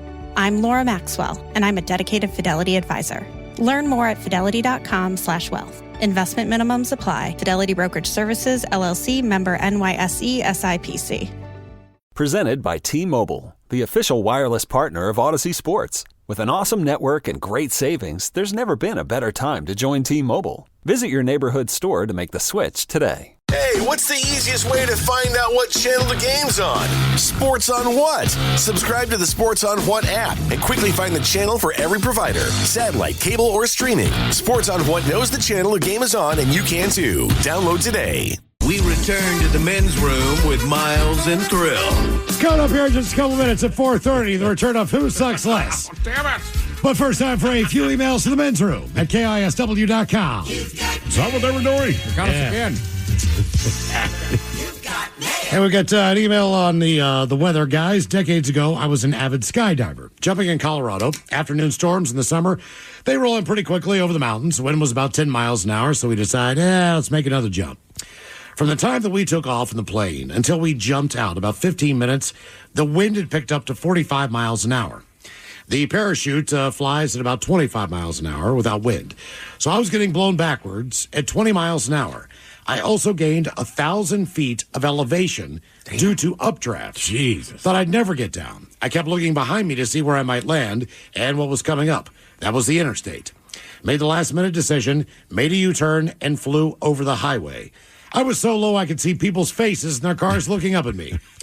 Made it across, started to slow turn to land, hit the ground hard, and got pretty bruised up. Could have been a lot way worse, though. I love the show, guys. That from Mark. That is terrifying. That is terrifying. Speaking of the weather, too, like we're under a severe thunderstorm watch right now for King County, which is just unheard of. Mm-hmm. But I don't know if people know the difference. Like we're in a watch. Not a warning. Right. Once it gets to a warning, that means that storm's there. The difference is this. Picture like you are on someone's property that you don't know. Now, they open the door and they're holding a shotgun. That's the watch. They pop one off into the air. That's the warning. Correct. So, watch first, warning second? Yes. Correct. That's what I want people to understand. Like, when you're driving home today, if you can hear my voice now, by the end of the show, if I'm like, hey, there's a warning now, that means the storm is on its way. Yeah. Okay. As opposed to, like, watch. And as I told Mike, I can remember as a kid, you'd see weather reports. You'd be like, it's only a watch. It might not snow. You see that warning. It's like, F the homework. Yeah. Staying up late tonight. On to the birthdays brought to you by Men's Room Roasted. Jesus Christ. On to the birthdays brought to you by Men's Room Roasted Red Salsa. From San Juan Salsa Company. Dip responsibly. Happy birthday to Chris.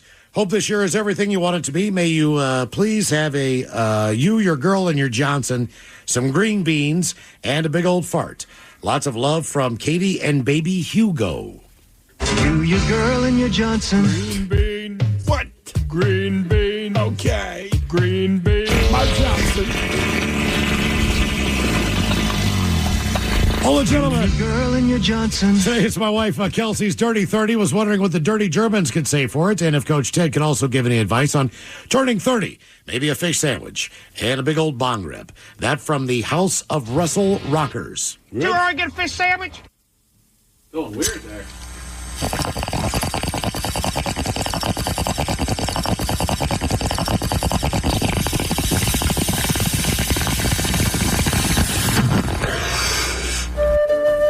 Yeah, for your 30th birthday, I would say make it a dirty 30 and make it squirty and do it until it hurty. Yeah, we've brought this up before, but even those Germans, there's one thing we love, and it's the London Bridge. Yeah. So it's built so good. London Bridge is standing up. Yeah.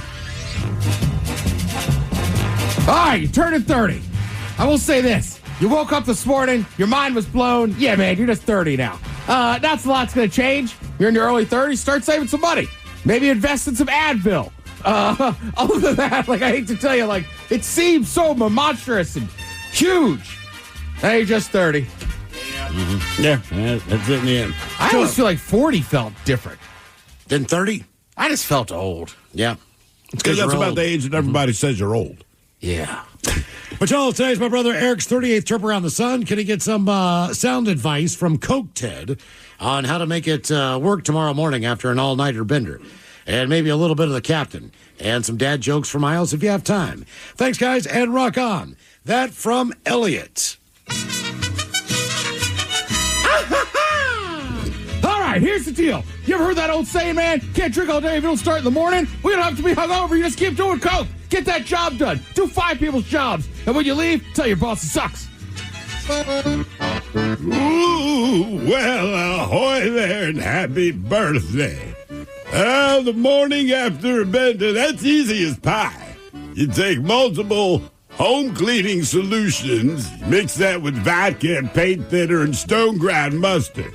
You can put all that into one gallon jug for about an hour, but in the meantime, soak some unwanted gauze bandages in vinegar and squirrel urine. Now slowly spread bacon fat and a little bit of cat dander over the gauze before wrapping the gauze around your face.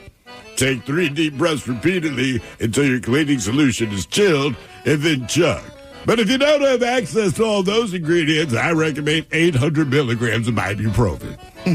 Crunch berries. All right, only got time for one dad joke on this one.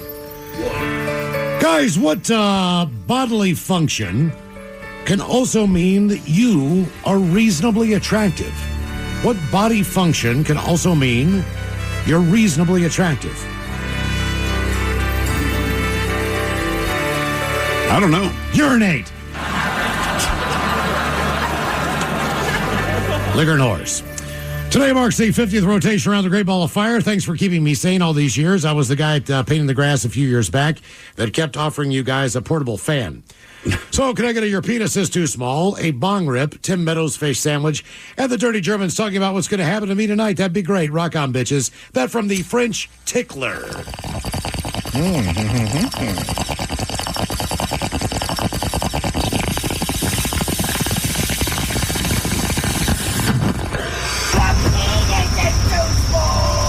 Can Can I buy you a fish sandwich? Yeah, if you play your cards right tonight, you might want to use one of your own personal fans. Not to cool down, but to blow the stink out of the room.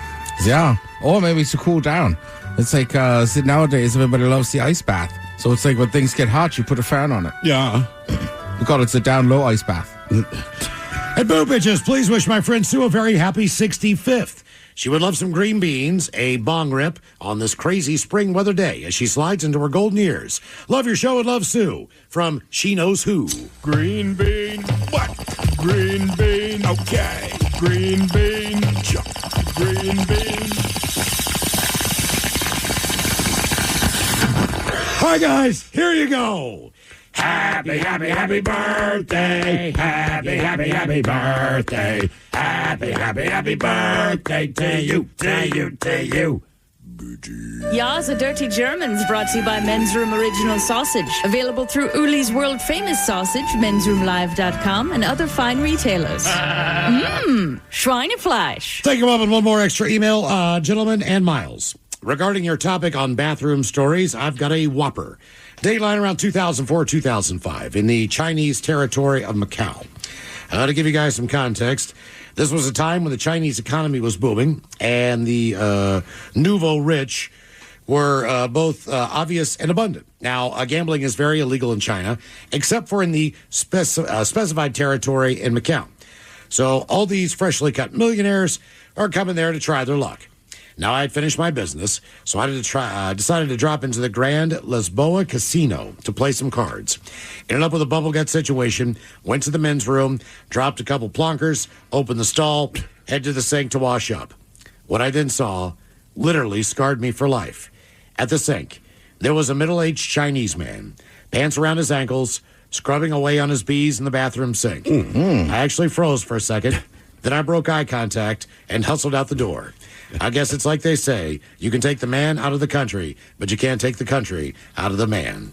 Jam on and stay beautiful, bitches. That from Monty. Now, the men's room wants to know who sucks less? Hey, time for Who Sucks Last. Steve Will Hill, you bring us 3 stories from the news each and every week. They always suck. It is up to us to determine out of the 3 stories which one sucks the least. Now, if you happen to like KISW on Facebook, X, and Instagram, the debate is already underway on Who Sucks Less. Yes, indeed. And like I said at the top of the show, all 3 stories today involve, well, severed body parts, but I'll let you be the judge of which is the worst case scenario. Let us start in Miles, a place you used to live, Detroit, Michigan, where a man is recovering after a woman that he was kissing bit off his tongue. 52-year-old Yolette Wedgwood, she and the man, they were engaged in a consensual kiss when the incident occurred. She had asked him to not put his tongue in her mouth, but he did it anyway. So she bit it off. Police responded to the incident and found the man bleeding from his mouth and missing about 1 inch of his tongue. The prosecutor in the case said, quote, "I believe this is the first case of this nature in my 27 years in the prosecutor's office." Now, police were able to recover the man's tongue in his apartment bedroom. He was transported to an area hospital, and the woman who bit his tongue off, she was taken into custody without further incident. No immediate word on the man's condition. So they were making out. She just said, "Hey, man, don't put your tongue in my mouth." Can you still speak if you've lost an inch of your tongue? Can you still taste certain things? I mean, you could probably still taste, but you would probably speak about like this with a lisp. I mean, I feel like that's hard to do. It's hard to make out and not use a little bit of tongue. Well, I mean, people just kind of do it, man. Yeah, you know? Maybe he just forgot. She was not a fan, all right? She said she's not a fan. She said, "Don't put your tongue in my mouth." She put her tongue in her mouth, and she bit that son of a bitch off. That'd be a weird one, too. How'd you lose your tongue? No, just like, hey, I want to make out with you. Okay? No tongue. No tongue. So we're kissing. We're not making out. Yeah. Now we're just kissing. Yeah. Now we go to Florida. Fort Myers Beach, if you care, where a spring break beach brawl ended with an 18-year-old combatant under arrest for biting off the ear of his opponent. Sheriff's deputy was patrolling Fort Myers Beach Monday afternoon when he was flagged down in reference to a fight that occurred where one's ear was bitten off. An investigation confirmed that the victim, one Jawan Black, he suffered a traumatic auricular amputation of his left ear. That's the fancy way of saying, yeah, someone bit it off during a brawl. It was bitten off by a guy named Jack Turner. Well, the victim here, he's transported to a local hospital. But video recorded by a bystander showed Turner pummeling Black as they wrestled in the sand. At one point, Turner pulled Black's head upward as he brought his face toward the left side of Black's head. It was then that Turner bit off Black's ear. A female witness, one Haley Seeley, she told cops that she was walking with Black and others when Turner called him racial slurs and then approached Black from behind and hit him on the head. When the ensuing fight was broken up, Seeley said she saw Black's ear had been bitten off. Now, Turner was arrested at the scene on a felony battery charge. He was freed from the county jail the following day after posting a $50,000 bond, and a judge has ordered him to have no contact with Black. Now, in an application and an appointment for the public defender, Turner reported having no income and that his bond was posted by his family. Well, it turns out he's living in a 3-bedroom Fort Myers home with his parents. Oh, but yeah, bit off a man's ear after calling him racial slurs and then attacking him from behind. And then here's one for you. Now we go to Texas, where an embalmer at a Texas funeral firm used a scalpel to mutilate a sex offender's corpse, then stuffed the descendant's severed penis into his mouth. Now, the incident occurred at Memorial Mortuary and Crematory in Houston and resulted in the arrest of one Amber Loudermilk for abuse of a corpse, which, in case you're wondering, is a felony. Now, investigators identified the dead man as Charles Rodriguez. He's a registered sex offender who lived in a Houston suburb. And Rodriguez was convicted of sexually assaulting a 31-year-old woman and was judged to be a moderate risk. This, according to the Texas Offender Registry, but it still lists him as being required to remain on the registry for the rest of his life. Well, as detailed in the court filing, within minutes of the funeral company management learning of Rodriguez's criminal history, a crematory employee told a co-worker that she observed Loudermilk cut off the descendant's penis halfway and then stuff it into his mouth. Upon learning of the mutilation, a Memorial Mortuary and Crematory manager went to the cremation room to look for themselves, and they did, in fact, quote, notice the genitals have been mutilated and that his penis was placed where it was. They keep repeating that over and over in the story. They just want you to understand where it was, dude. Yeah, I'm telling you, go through the story. There are 5 paragraphs in a row where they keep saying what I've already told you, which is the meat of the story, which is this woman found out this guy was on the sex offender list, cut off his penis, placed it in his mouth. When now another co-worker saw her do it at the time, to Loudermilk reportedly said, quote, you didn't see anything. And then when the funeral director finally walked in to look for himself, she saw Loudermilk, quote unquote, fondling the mouth of the descendant, but also there was a towel covering his groin area that was covered in blood. So a judge set her bail at $5,000 with the condition that the defendant may not be employed as an embalmer while this case is pending. So that's her story. Okay. All right, so again, just to review real quick, we have the man in Detroit who got his tongue bitten off as he was making out with a chick at his place. It was consensual up until she bit his tongue off. We have the spring break brawl in Florida where a guy, unprovoked, decided to attack a man, took him down, and bit off his ear. And then we have the mortuary worker in Texas, the embalmer, who cut off the dead guy's penis, placed it in his mouth upon learning that he was on the sexual registry. Okay. Dad, I'm trying to think about what I would pick. Either lose an inch of my tongue or lose an ear. And based on the fact that I wear glasses, just wear a monocle. Losing an ear would be pretty tough. But you also speak for a living. That would be pretty tough. Right? So you're not going to generate income, at least not doing this job. Yeah.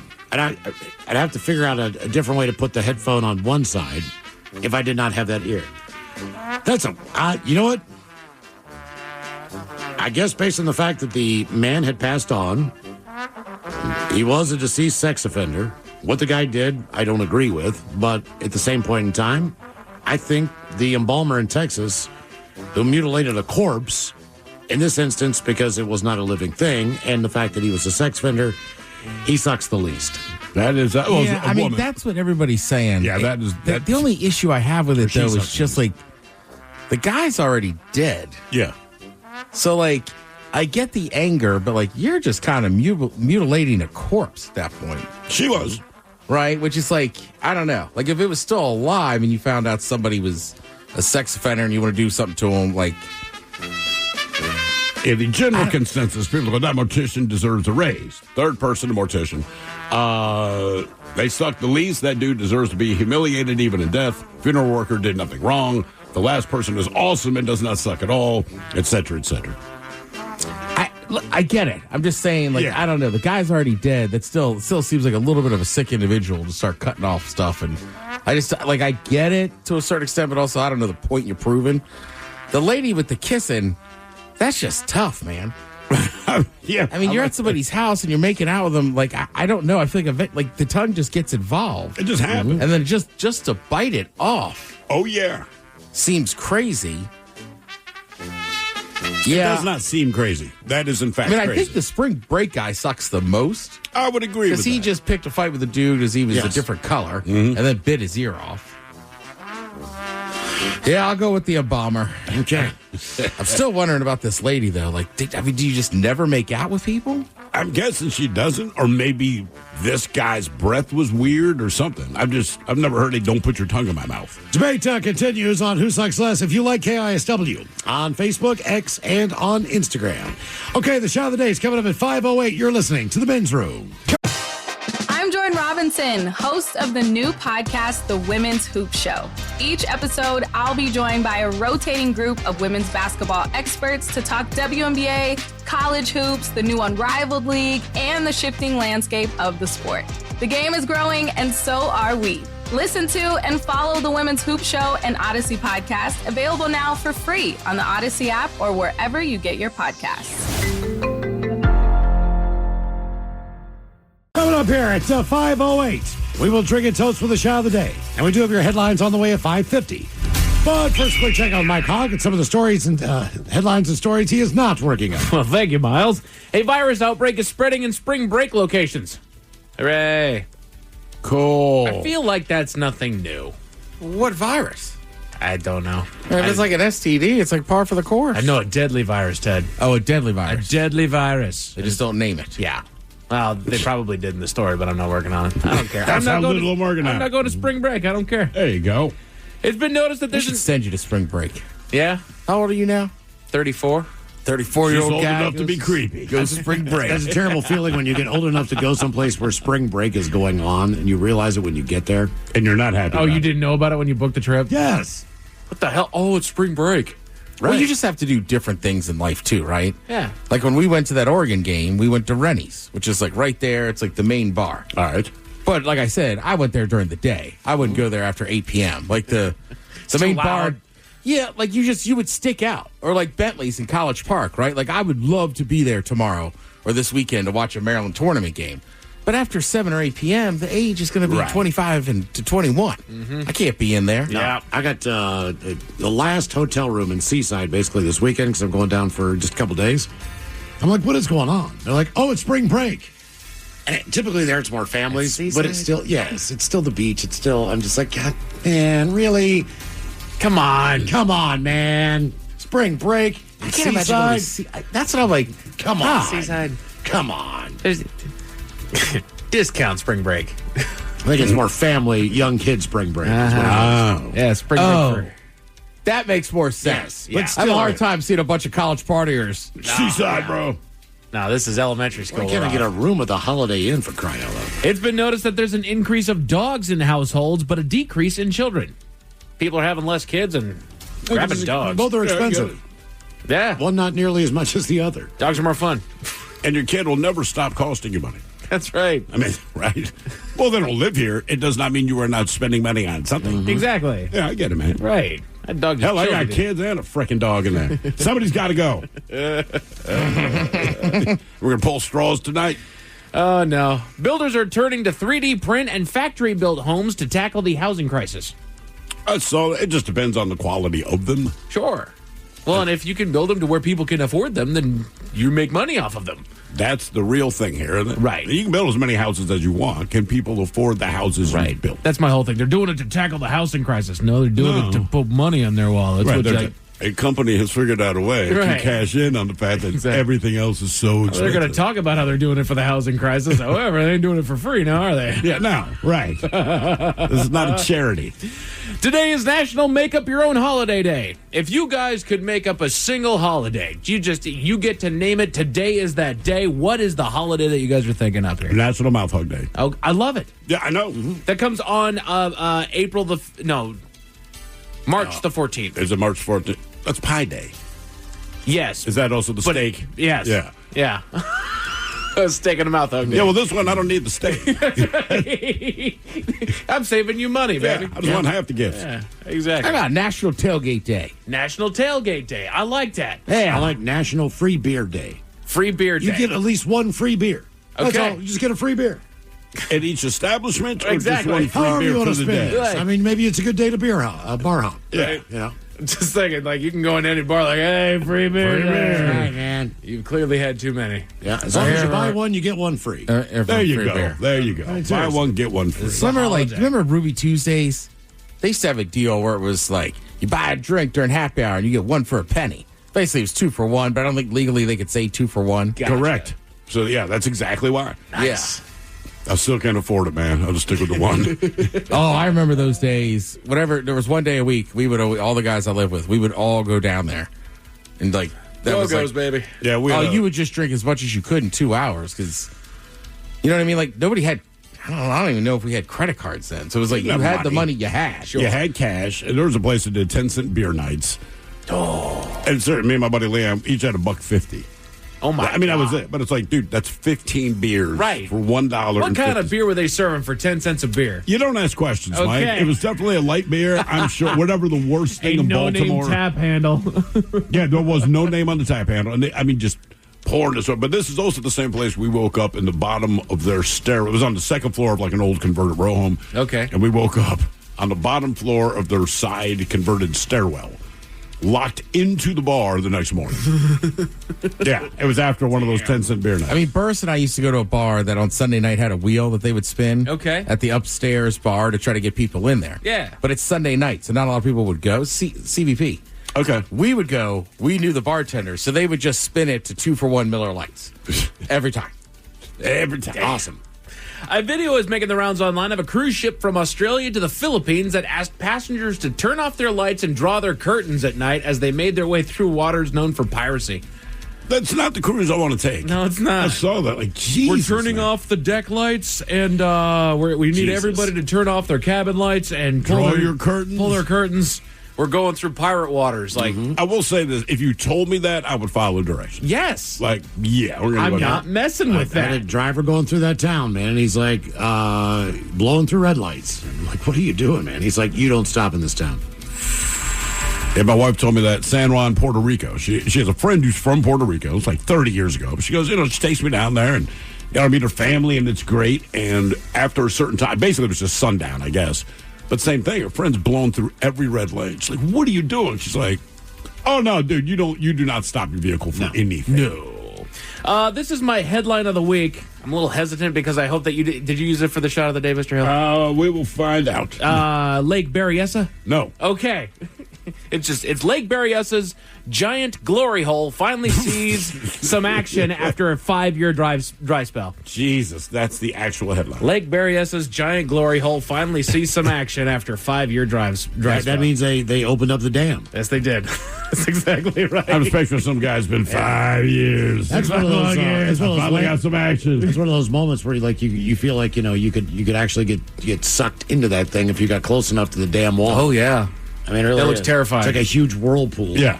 Right. Just going to nowhere. I'm assuming those still occur in nature. I mean, The whirlpools? ocean, yeah. Yeah, I mean, we don't hear about them, but yeah. I mean, no, because no one's going to be able to report it if it happens to them. That's a good point.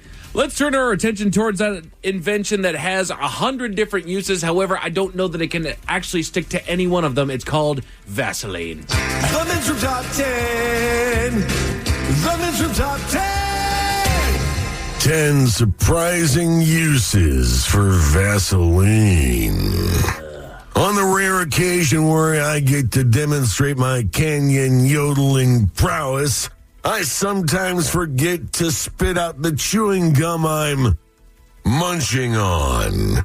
And depending on the kind of flooring you're dealing with, it can get stuck in the carpet.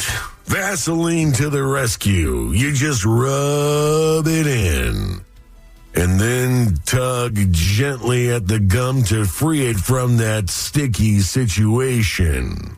I also like to coat my pelvic region in it. Prevents all kinds of chafing. No one needs a rug rash when you're rowing the boat. Am I right? Damn. Easy to follow along, though.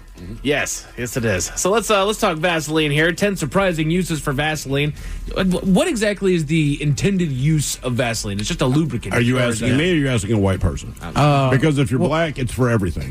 It does not matter. If you are a child and something has gone south, any injury, any dry spot, anything at all, the black person Vaseline kit or first aid kit, Vaseline. All right. I would say, for us, it was always like if you had a cut or like a rash or something. Yeah. Like, you put it on that. You can use it for chapstick, too. Yes, you can. So here's how to use Vaseline. They say that you can remove scratches with Vaseline. You can fix minor scratches on wood surfaces and wooden furniture. Simply lather a thick coating of petroleum jelly onto the scratch. Wait 24 hours before removing the excess with a cloth and buff the area as you rub the small remaining amount into the wood. Oh, okay. You can actually fix wood scratches. You can also de-scuff leather with Vaseline. De-scuff it. You can get rid of marks and scuffs on leather furniture and shoes by using Vaseline. It acts as a substitute for leather polish in a pinch. Use a cloth to rub a small amount onto the desired spots. Additionally, it hydrates the leather and boosts shine as it removes scuffs. Yeah, just make sure the leather is polished. Yes. Otherwise, I know about boosting shine. If not, you're going to have a big oil slick spot that's even bigger than the scuff mark. That's right. Protect while painting. Says it can be a pain to remove all of your hardware and doorknobs when painting. Apply a coat of petroleum jelly anywhere that you want to avoid getting paint, and it can easily be wiped off in case of rogue splatters. A thin coat will help protect new window glass, doorknobs, and the edges of your flooring, and that newly painted front door. If you put Vaseline on your window glass, have fun with that. Yeah. That's all I would say. There ain't a Windex in the world. No, man.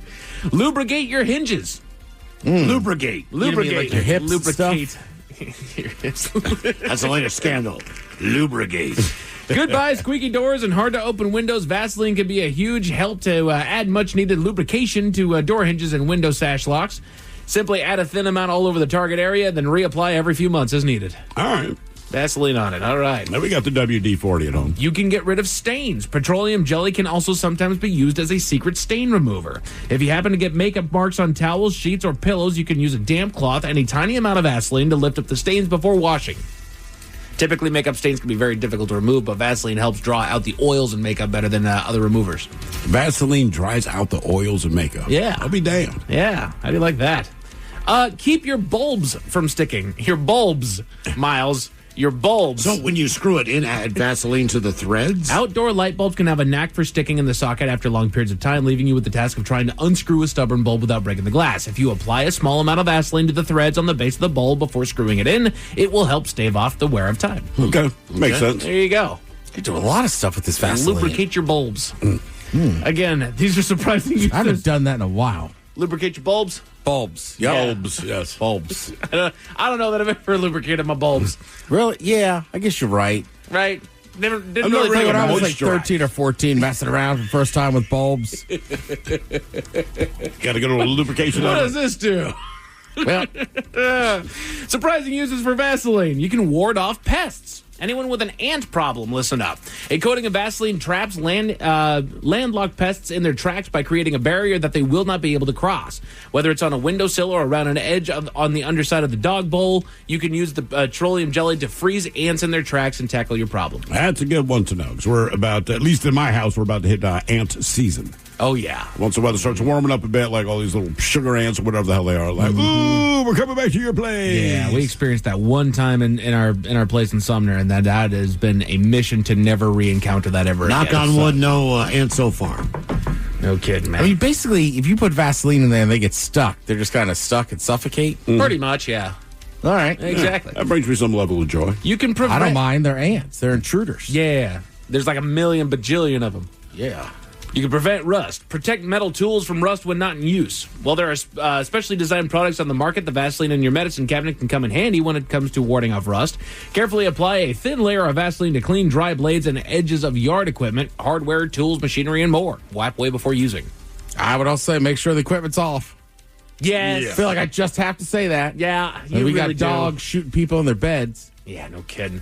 Removing sticky residue. Stickers, price tags, tape, and other adhesives can leave behind a sticky residue after all the work of removing them. Smooth some Vaseline over the sticker and let it sit for a few minutes.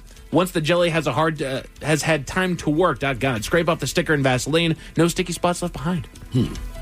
I discovered that Interesting. with coconut oil, I believe it was. Yeah.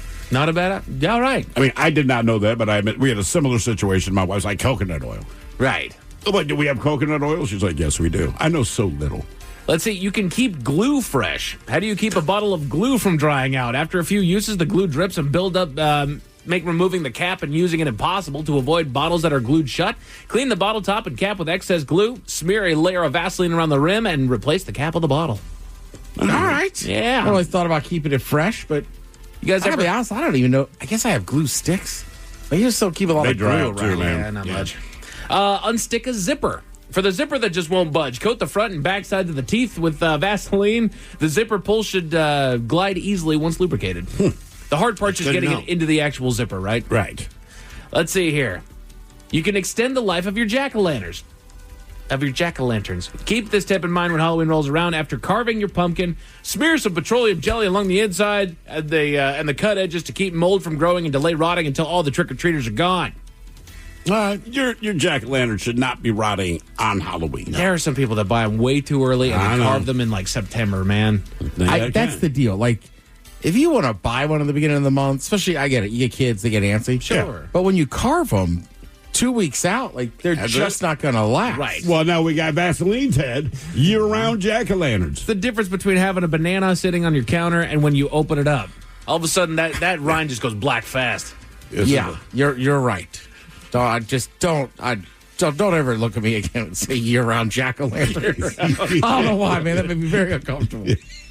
Year-round Like, good news, Dad. Hey, year-round. Jack-o'-lanterns. Like, what are you trying to say, homie? Is this code? And then this is your last surprising use for Vaseline. In case you weren't fascinated enough, you can remove candle wax. If that drip of candle wax on your table dried too quickly, there's a simple solution. Once cooled, dab Vaseline around the edges all over the spill. Let sit for about 10 minutes and then use a damp cloth to loosen the edges and gently remove the wax. We're done. I feel like if you're not a goth chick, most people just have candles in glass already. Mm-hmm. Yes, you're absolutely right. Do they buy specialty candles where they drip more? You know what I mean? They have candlesticks and candle holders, but for the most part, you just don't see that much anymore. No. But you know that chick's got them. That's a data check like that. I mean, she had candles everywhere and everything, like you said, individual candelabras. Never wiped the wax away because the effect that she wanted was all the wax that builds up. Yep. You have that wax buildup, that wax drip that just looks spooky. But I will say this. That is a sign of being tremendous in the bedroom. A woman in Colorado. Oh, yeah. I mean, seriously, like that's a really, if you're having a one-night stand and you see that, like, boom. You might die. I might. I'm not saying I'm scared of the hot wax. I got a really hairy chest, so we just can't do that. Yeah. A woman in Colorado was left with a $13,000 vet bill, Miles. What the hell happened to her pet? I'll tell you all about it at 5:50. Thank you, sir. Headlines are coming up at 5:50. In the meantime, have we made it to drinking time? Somebody out there deserves to be recognized. And the men's room knows just who it is. So to you, we say, bottoms up, sailor. You're the toast of our shot of the day. Big time it is, and as usual, we head to the drink test can. Steve and Thrill Hill to find out who we're toasting. Yes, indeed. And today's shot is brought to you by the fine folks of Black Raven Brewing, proud brewers of Men's Room IPA and the Men's Room 20th Anniversary Lager. And today we toast United Airlines. This past Saturday, a flight from Los Angeles to Shanghai had to turn around over the Pacific. It was already set to be a 14-hour flight, and they turned around about an hour and 45 minutes into it. Then they landed in San Francisco to swap out the crew. Now, keep in mind, they got to San Francisco about 3 hours after taking off from L.A. Well, 5 hours after that, they finally took off again and ended up in Shanghai 6 hours late. Now, for the passengers' trouble, United gave them a $15 meal voucher. And for anyone who's ever bought food at an airport, you know that a $15 food voucher adds up to absolutely nothing. Anyway, the reason that the flight turned around and was delayed is because someone forgot their passport. And usually, an airline would not turn around for that kind of thing. But in this case, the person in question was the pilot. Jesus. Oh, yeah. Mm-hmm. Oh, yeah. It's just like, oh, man, yeah. Sorry, everybody. But they did not tell the passengers that. They said there was an issue with the crew. Sure. They swapped out the crew, and then they found out when we found out, which is when they read the news. Way to go, United. So we pour this booze. I'd be pissed. That's why they didn't tell anybody. They said it's a crew issue. You probably make the assumption it's something medical, right? When you say that much, like, all right, man, okay, do what you got to do. No, he forgot his passport.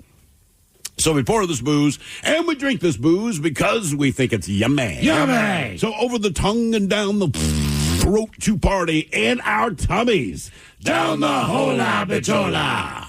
Let's get a contestant on the line for Profile This now. 206-803-ROCK. Profile This is next.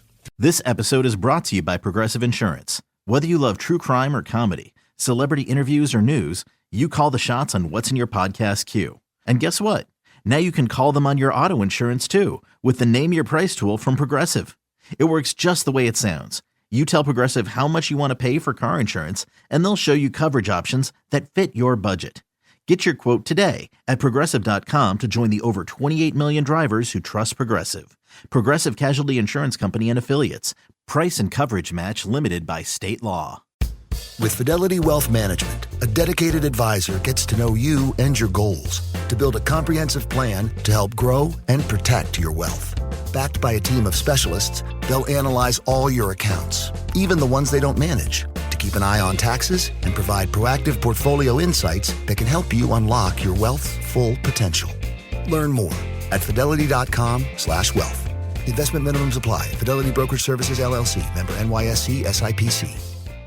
Presented by T-Mobile, the official wireless partner of Odyssey Sports. With an awesome network and great savings, there's never been a better time to join T-Mobile. Visit your neighborhood store to make the switch today. Hey, what's the easiest way to find out what channel the game's on? Sports on What? Subscribe to the Sports on What app and quickly find the channel for every provider. Satellite, cable, or streaming. Sports on What knows the channel the game is on, and you can too. Download today. 99.9 KISW. Text the men's room at 206-803-ROCK. TV Time with Ted brought to you by Xfinity. Give them a call, 1-800-XFINITY. The men's room presents Profile This. And Stephen Throwhill, could you please tell everyone how Profile This is played? I sure can, Miles. It's a simple game where we share with you a real-life news story, something that happened right here on planet Earth. Earth. And as you listen to the story, based on the stereotypes you believe to be true of people and the decisions that people make, we'll ask you what it is you think makes the story a story. Hello, TJ. Welcome to the men's room. Hola. All right, TJ, you understand how this here game is played? Yep. Fantastic. You have your choice of one of three categories today. We offer you the wonderful world of drugs. We have Hit Me With Your Best Shot, where you guess the unconventional object that someone chose to use as a weapon. And finally today, Animalize This, where you guess the animal responsible for causing the problem. Yeah, let's do that one, the animal. Police in South Carolina rounded up an escaped kangaroo, which turned out to have been released by another mischievous animal. The Horry County Police Department said on social media that the 4th Precinct Patrol Division responded to a neighborhood where a kangaroo was seen on the loose. The officers returned the so-called pouch potato back home. Now, the animal's owner, one Lindsay Richardson, said she had just woken up when a neighbor alerted her that her kangaroo was loose. Richardson said she had to go out in her silk pink pajamas to help police wrangle the loose roo. She later determined that the kangaroo had gotten out thanks to another animal unlatching the gate. The question is, what was the other animal that set the kangaroo loose in the first place? Was it another kangaroo? Was it a goat? Was it a dog? Or was it a pig? So kangaroo, goat, dog, or pig? What's the animal that unlatched the fence for the kangaroo to escape? I was thinking goat before you even said any of the choices. That might just mean you're weird, man. Yeah, right? Well, how do you can have a pet kangaroo in South Carolina, I guess. Huh? Apparently. I mean, it's South Carolina. I don't think they have a ton of rules on that kind of stuff. They don't, because she has more than one kangaroo, and apparently the farm where she lives, she has a bunch of different animals. It's a farm. It is a farm that she lives on, you said. Yeah, I don't think it's a farm that produces income, but yeah, she has a sanctuary for animals. TJ, here's what I'll say. I believe that if a pig, a goat, or another kangaroo was responsible for opening the gate, they too would have escaped. But I think a dog would stay home. So I'm going to take dog just based on the fact that it wasn't two animals loose, it was only one. Right. That is a solid point. Ted, you got any analysis? I mean, kangaroos do have kind of little hands, right? Oh, yeah. So in theory, it seems like he could hop over and unleash the thing. But also, pigs are smart. I don't know, man. Goats get in weird spaces. You know what I mean? Like you see them on side of mountains. So I figure, like, whether the goat meant to or not, the goat opened the gate. You're saying goat. Okay. TJ, what do you think? I think I'm going to roll with Miles' logic that the other animals would have bailed out too once they got the gate open, but a dog knows to stay home. So I'm going dog. What opened the gate and let out the kangaroo? Was it another kangaroo, a goat, a dog, or a pig? We'll find out next. It was a tease. You're listening to The Men's Room. Survivor 48 is here. And after every episode, dig deep into the show with On Fire, the official Survivor podcast. Listen to On Fire, the official Survivor podcast with me, Jeff Probst, every Wednesday after the show, wherever you get your podcasts. Archery rolls on. You're listening to The Men's Room with Miles and Thrill. 99.9 KISW. That category is Animal Line sits on Profile This. South Carolina police say wrangled an escaped kangaroo that was on the loose. Funny thing is it was released because another animal opened the gate. Yeah. And let the kangaroo out. So the question is, what is the animal that opened the gate? Another kangaroo, a goat, a dog, or a pig? And TJ, that is the very question that we posed to you. I'm going to read a text here. It says, Miles' logic. Never heard those two words together in one sentence, huh? That said, TJ, you agreed with Miles' logic.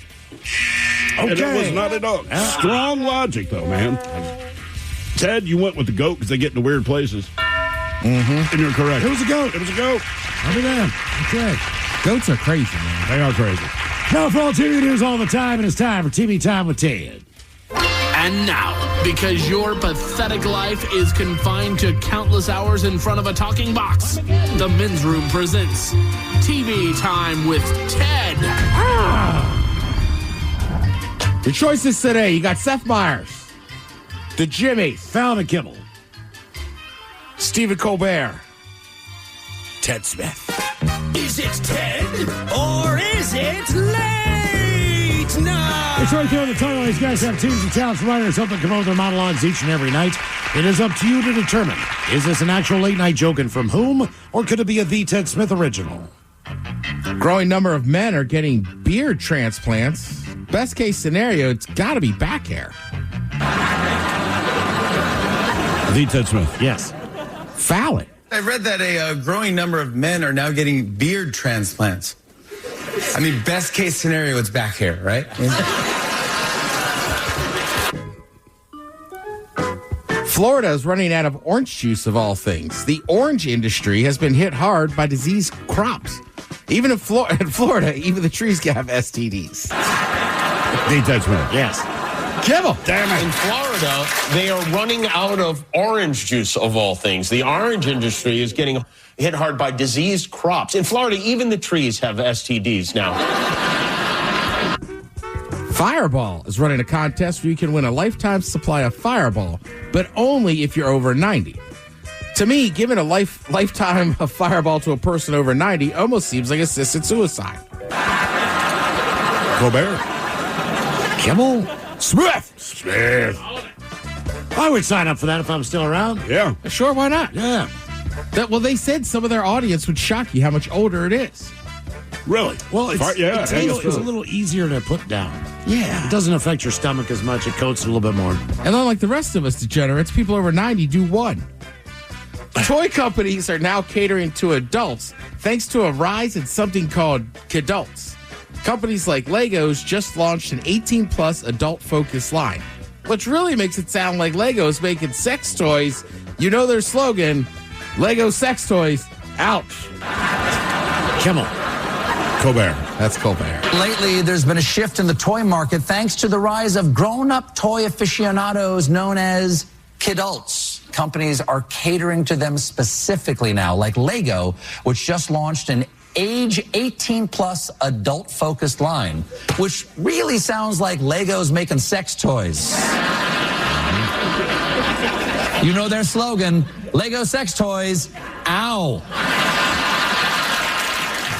I don't know why you'd have to make adult toys. I get adults that collect toys.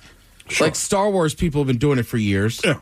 Right? But like people, I know plenty of adults that already do Legos. Mm-hmm. Like I don't think you need to make it an adult theme. Like if you're into toys as an adult, you just still like toys. But the thing is, you'll make extra money by saying, this is an adult toy. I guess it's still it just Legos. creeps me out. Like I don't see anything any toy you could make adult. Like, you know what I mean? Like, without are you talking about perverted. sexually? No, just like a toy for an adult, right? That would be your car. Oh, that you would play with. Yeah, but I Miles is tracking with me. It also just makes the toy sound oddly sexual to me. Well, yeah, if you say adult toy, it's an adult Lego, yes. right? Like, what's it shaped as? Basically, it's if you're thinking non-sexual, it's a difference between whatever kids are interested in. To if you went to a Lego store, they have one in Seattle, and they've got the Space Needle, or they've got the old Kingdom. Sure, but if you put the word adult in front of toy, I know what it sounds like. It sounds horrible. But right, that's what I'm saying. There's two guys in Seattle that do these crazy Lego setups, right? And they sell them for thousands of dollars. And I'm not making fun of it. I'm just saying, all right, you're an adult that still likes Legos. I don't fathom why we have to call it like, oh, this is just for the adults. An example that showed was the Titanic. It's like 1,800 pieces or something. And I'm like, right, but a kid could still put this together. Right, what about that one kid in class, right? Everybody gets obsessed when you're a little kid about strange things. Sure. Right? Wasn't your daughter all fired up about some specific, like a puffin or some animal? It was the, hang on. Pangolin. Tapir, right? Pangolin, by the way, Miles, one of the most sold traffic animals in the world, which is mind-blowing. But yeah, kids focus on stuff, so maybe some kid gets obsessed with the Titanic. Like, look, I'm not saying this just because they released it, but when I was in grade school, the movie JFK came out. Mm-hmm. And then in my grade school, you'd have these periods where you could go down to the library. I spent months reading every book I could on that assassination. Sure. I was convinced I was going to solve it. So I'm just saying, like, it's still a toy. There might be some kid that gets really in. It's like, I got to build that ship, Dad. Get me those Legos. Right. And Dad's going to say no because the price is adult. Yeah, exactly. That's the difference is the cost. I just don't want to walk into somebody's house, man. And we've seen, Gary Payton made out of Legos. I don't want to walk. I've seen Franco Harris at the Pittsburgh airport. Thank you. What I don't want to see is Lego boobs. I'd give it a shot. I don't know. We're teetering on a weird line here. All right. Have you guys heard about this thing about raw dog and airline flights? Yes. No. Yep. I do. So basically, you just sit there. You don't, though. There's no food or beverage either, my friend. No, I don't raw dog then. Correct. I think eat and drink. Yeah. So the whole thing is you just stare at the seat in front of you. Okay. No food or drink. No listening to music. No reading. That's it. In other words, be insane. Yeah. I mean, I guess, to me, if it's like Saturday morning, I'm going to get up and hop on a flight to Vegas. That's 2.5 hours. Yeah. I could do that for that flight. Yeah, I mean, crossing the flight, country sure. gets a little wishy-washy. So anyhow, it's a relatively new thing, but basically, I know this. I'm a Seinfeld guy. So Patrick Warburton, who played Putty, he did this years ago, back in '97. They're on a flight. She just can't get over it. She's like, "All you're gonna do is stare at the seat?" Yeah. Yes. Right. So that's the whole thing. So he put out a pretty funny video this week where he just feels responsible. He said, my concern is somebody's going to get hurt. And if you go into this thing blindly, you know what I'm saying? Just be careful. That's all I'm saying. It's not for novice. Now, when he points to his head, I think he's saying, some of you guys might lose your brain. Right. Might lose your mind because you don't normally do this. Mm-hmm. Yeah. I think it's insane that you can't get that little magazine anymore. Oh, I know. Yeah, that sucks. Yeah, I like that thing, man. That and the Air Mall. Never bought a single thing out of it. I don't God, know anyone that excited. did, but yeah, you'd flip through each page. Look, you got novelty items. That's what it was. It was the equivalent of what was Sharper Image. Sharper Image. Yeah. Essentially in the air. Amazon could take that over in a minute. They could have, 50 things that are just odd items that are unique, that are cool. Right. And put them in there. I mean, someone else could take over that easily. Now, what I will say I like about the new Alaska planes I've been on lately is they're, instead of having that sleeve back there for the information, they're just in that little, basket area. Mm-hmm. And then there's the little thing you could flip on the seat in front of you that comes down and set your phone up. Yes, you can watch I have YouTube seen that, yeah. or whatever. Okay. I don't know. I saw some kids doing it the other day, and I'm like, geniuses. Well, and they have extenders on them too, so that the top part that'll hold your phone in there, it will actually stretch up. And I put my tablet in there. Oh, damn. Oh, no kid. Yes, sir. I didn't know that. It's wild. Yeah. What a life we live. What a life we live. Yeah, I 21st mean, century. I will admit, I was never one of those people, but and shout out to my Xfinity, man. Like, yeah, I can watch TV sometimes, so it's kind of nice watching sports. Yes. You know, Yes, because it like is. most of the airlines, well, you can watch movies and stuff. You can't watch live TV. That's only, I forget which airline. Is it Delta? JetBlue. JetBlue. Okay. And they mostly fly out of Boston now. They kind of scaled back. But I love JetBlue, too. Well, on your Delta flights, you can have a couple. If they got the seat back screens, and they have some live TV on there too. So yeah, you're right, Delta. All right. Nice. Well, as you can tell, I pretty much keep my miles with Alaska. I think I am on a Delta flight this year, though. Nice. Let's see. Will Smith is just 3 years into his ban from the Oscars for slapping Chris Rock. He's got a new album coming out, though. And they, in an interview with the Associated Press, they asked him how he feels about the ban or whatever. And he said, quote, "Looking to be the best human I could possibly be. Are you? And I'm going to take what I get with that." Okay. His new album, based on a true story, comes out Friday. Mike, you already have that on pre-order, don't you? Oh man, I have his notifications turned on, so I know exactly when this happens. Yeah. I know. It's most people don't know this. Mike, probably the biggest Will Smith fan of You're all damn time. straight, dude. Bigger than anyone I've met, for sure. Yeah, he's my fresh king.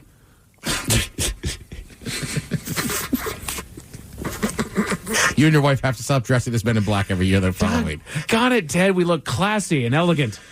He says, "What I've taken in the last couple of years to really dive deep on the parts of me that may or may not be the level of BS. He's just BSing around. Right. Like, Yeah. what's he gonna say? It's 3 years. I mean, just let it. Amped up. Everyone saw it. Let the dog lie. Yeah. I mean, that's the thing, right? In normal jobs, look, I still think it's ridiculous they let him stay there and collect that award. Yeah. Right? Then you ban him. Like, the whole thing was just crazy. Like, I'm still shocked Chris Rock hasn't done more on it. But then, right, you look at stuff. I mean, look, we've all had jobs, different types of jobs. Like, sometimes you have to have a job, like, there's consequences. Yes. And that's, That's how that works, yeah. Correct. And that goes for everybody. Unless you're high enough where you can kind of just sneak out of it without getting in too much trouble there. But, these things happen. Let's see. So back in the day, I always forget. You guys never watched Boy Meets World? No. All right. So there was an actress on there who's now a porn star. Okay. Or like they say, a mattress actress. She says she gets treated better as a porn star than she ever did as a mainstream actress. I can believe that. I really think people treat me with more respect now, honestly, especially even in Hollywood right now. I feel like I have a lot of positivity around me. Everyone thought people were just going to rip me apart. I was going to be judged and raked across the coals, but I've gotten so much positivity. I think it's because I was so positive about it, and I'm so happy about it. Oh, someone told me, okay, I'm an actress. What were you in? Boy Meets World. Oh, I didn't see it. I don't really. Right. I've been in a couple other movies, this, and the other. You know what? You look familiar. I'm sure I've seen something you were in. I just don't know if I can piece it all together. Right. Okay. Well, I was also in. Yeah, still don't know. Next question. Different person. What do? I'm a porn star. Really? You are? Yeah. Doesn't matter if I've seen the movie. I got mean, questions. I'm probably going to be not apologetic. I'm going to be nicer to you. I'm going to say, "Oh, you are? How long have you been doing that? That's weird. Yeah, That's for sure. cool. It's more interesting. Yeah, it really is. Yeah. Even if I haven't seen either one of their works, I want to be talking to the porn star. Agreed. I'd have to do some research. I wonder how that industry does now, too. Because there's so much access to free porn. Mm-hmm. I feel like back in the day, right, like, you kind of knew more of, like, who the mainstream... Christy Canyons and all that. Well, Vanessa Del Rio. Well, think about the streaming. So basically, I think they do it a lot like YouTube does. So how many views has this video had? So more so than is it a full-length movie, it is more of just one scene or one part or one thing.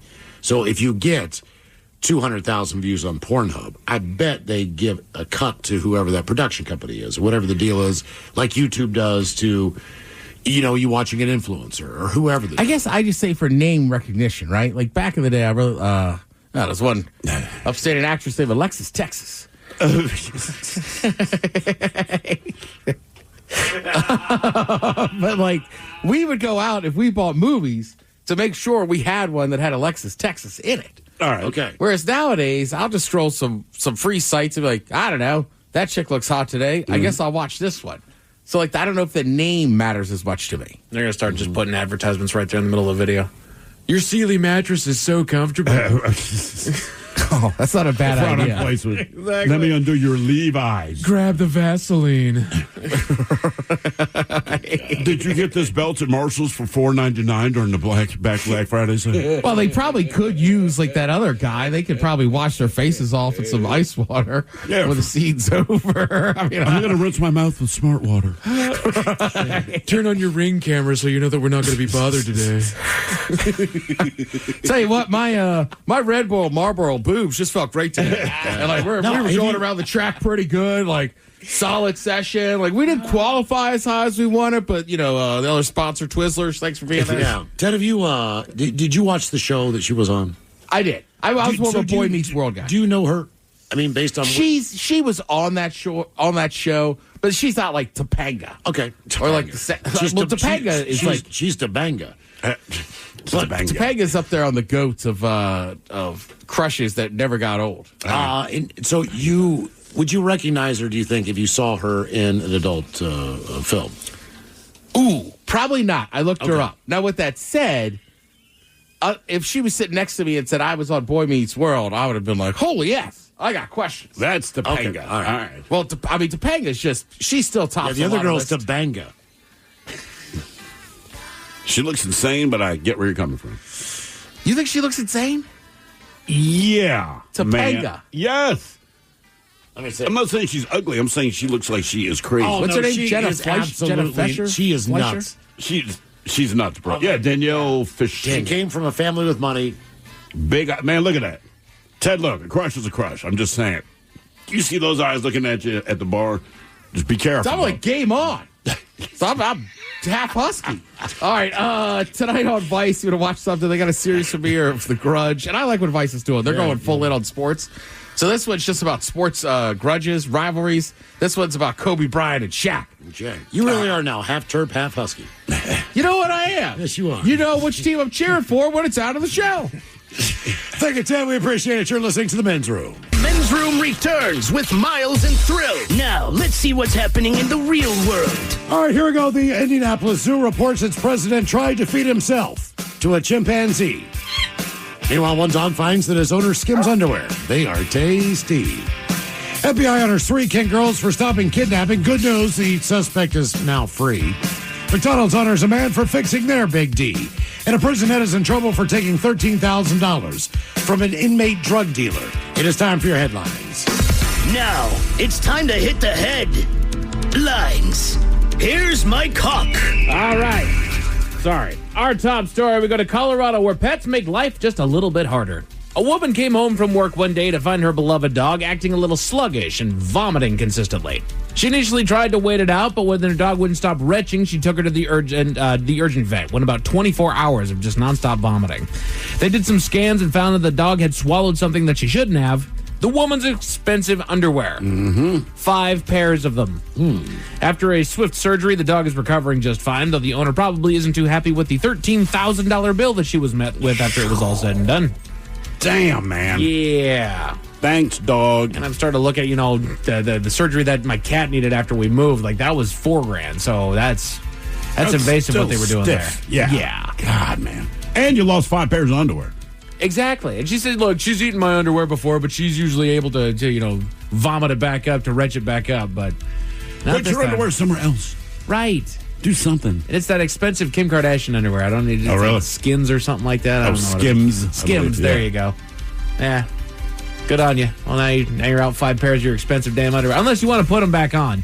They've been in your dog's gullet, but... Just by Fruit of the Loom. For real. I mean, if your dog's going to eat them all, get the cheap stuff. Or if you're going to do lingerie, like you said, keep it put away. There shouldn't be that much lingerie left out to where your dog is eating it all. Jeez, a whiz. In other news... we got to blame the dog some, too, though. Well, yeah. It's stupid that the dog's doing that, but I can't, the dog can't reason with me when I tell it that it's being stupid. Well, sometimes I'm in a hurry and I leave my lingerie out. True enough. Now, how did that dog get in here is the weird part. I don't have one. Yeah. In other news, a British man has garnered national attention for going above and beyond for the company. He posted to Facebook last month that he noticed the McDonald's in the shopping center where he worked had something off about the branding. Fascinating life this man lives. There were 2 locations with the word McDonald's engraved into a partition that had the middle missing from the capital D, you see. Okay. So it wasn't bubbled like it should be. It was just, the D was just sitting there. That's what story, officer. I think if you walk in, you know where you are.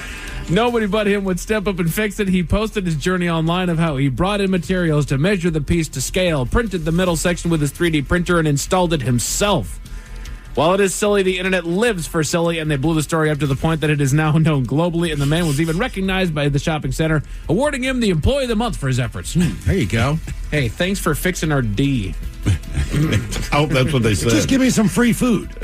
That's all. Right. He's in the middle of a shopping center. I don't even know what exactly he does, but long hours. He's like, wait a minute, this D is just all messed up. I know how to fix that.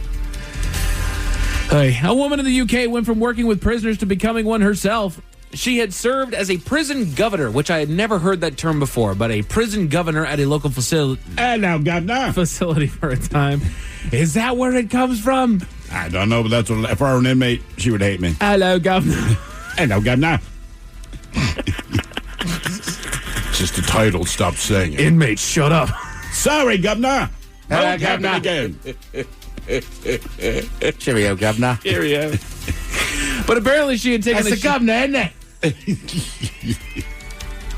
Governor on deck.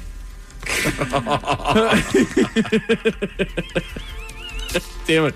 She had taken a shine to one of the prisoners, spending an extended period of time in her office with the man who was nearing the end of his sentence. Eventually, she approved an early release for the drug dealer. Thank you, governor.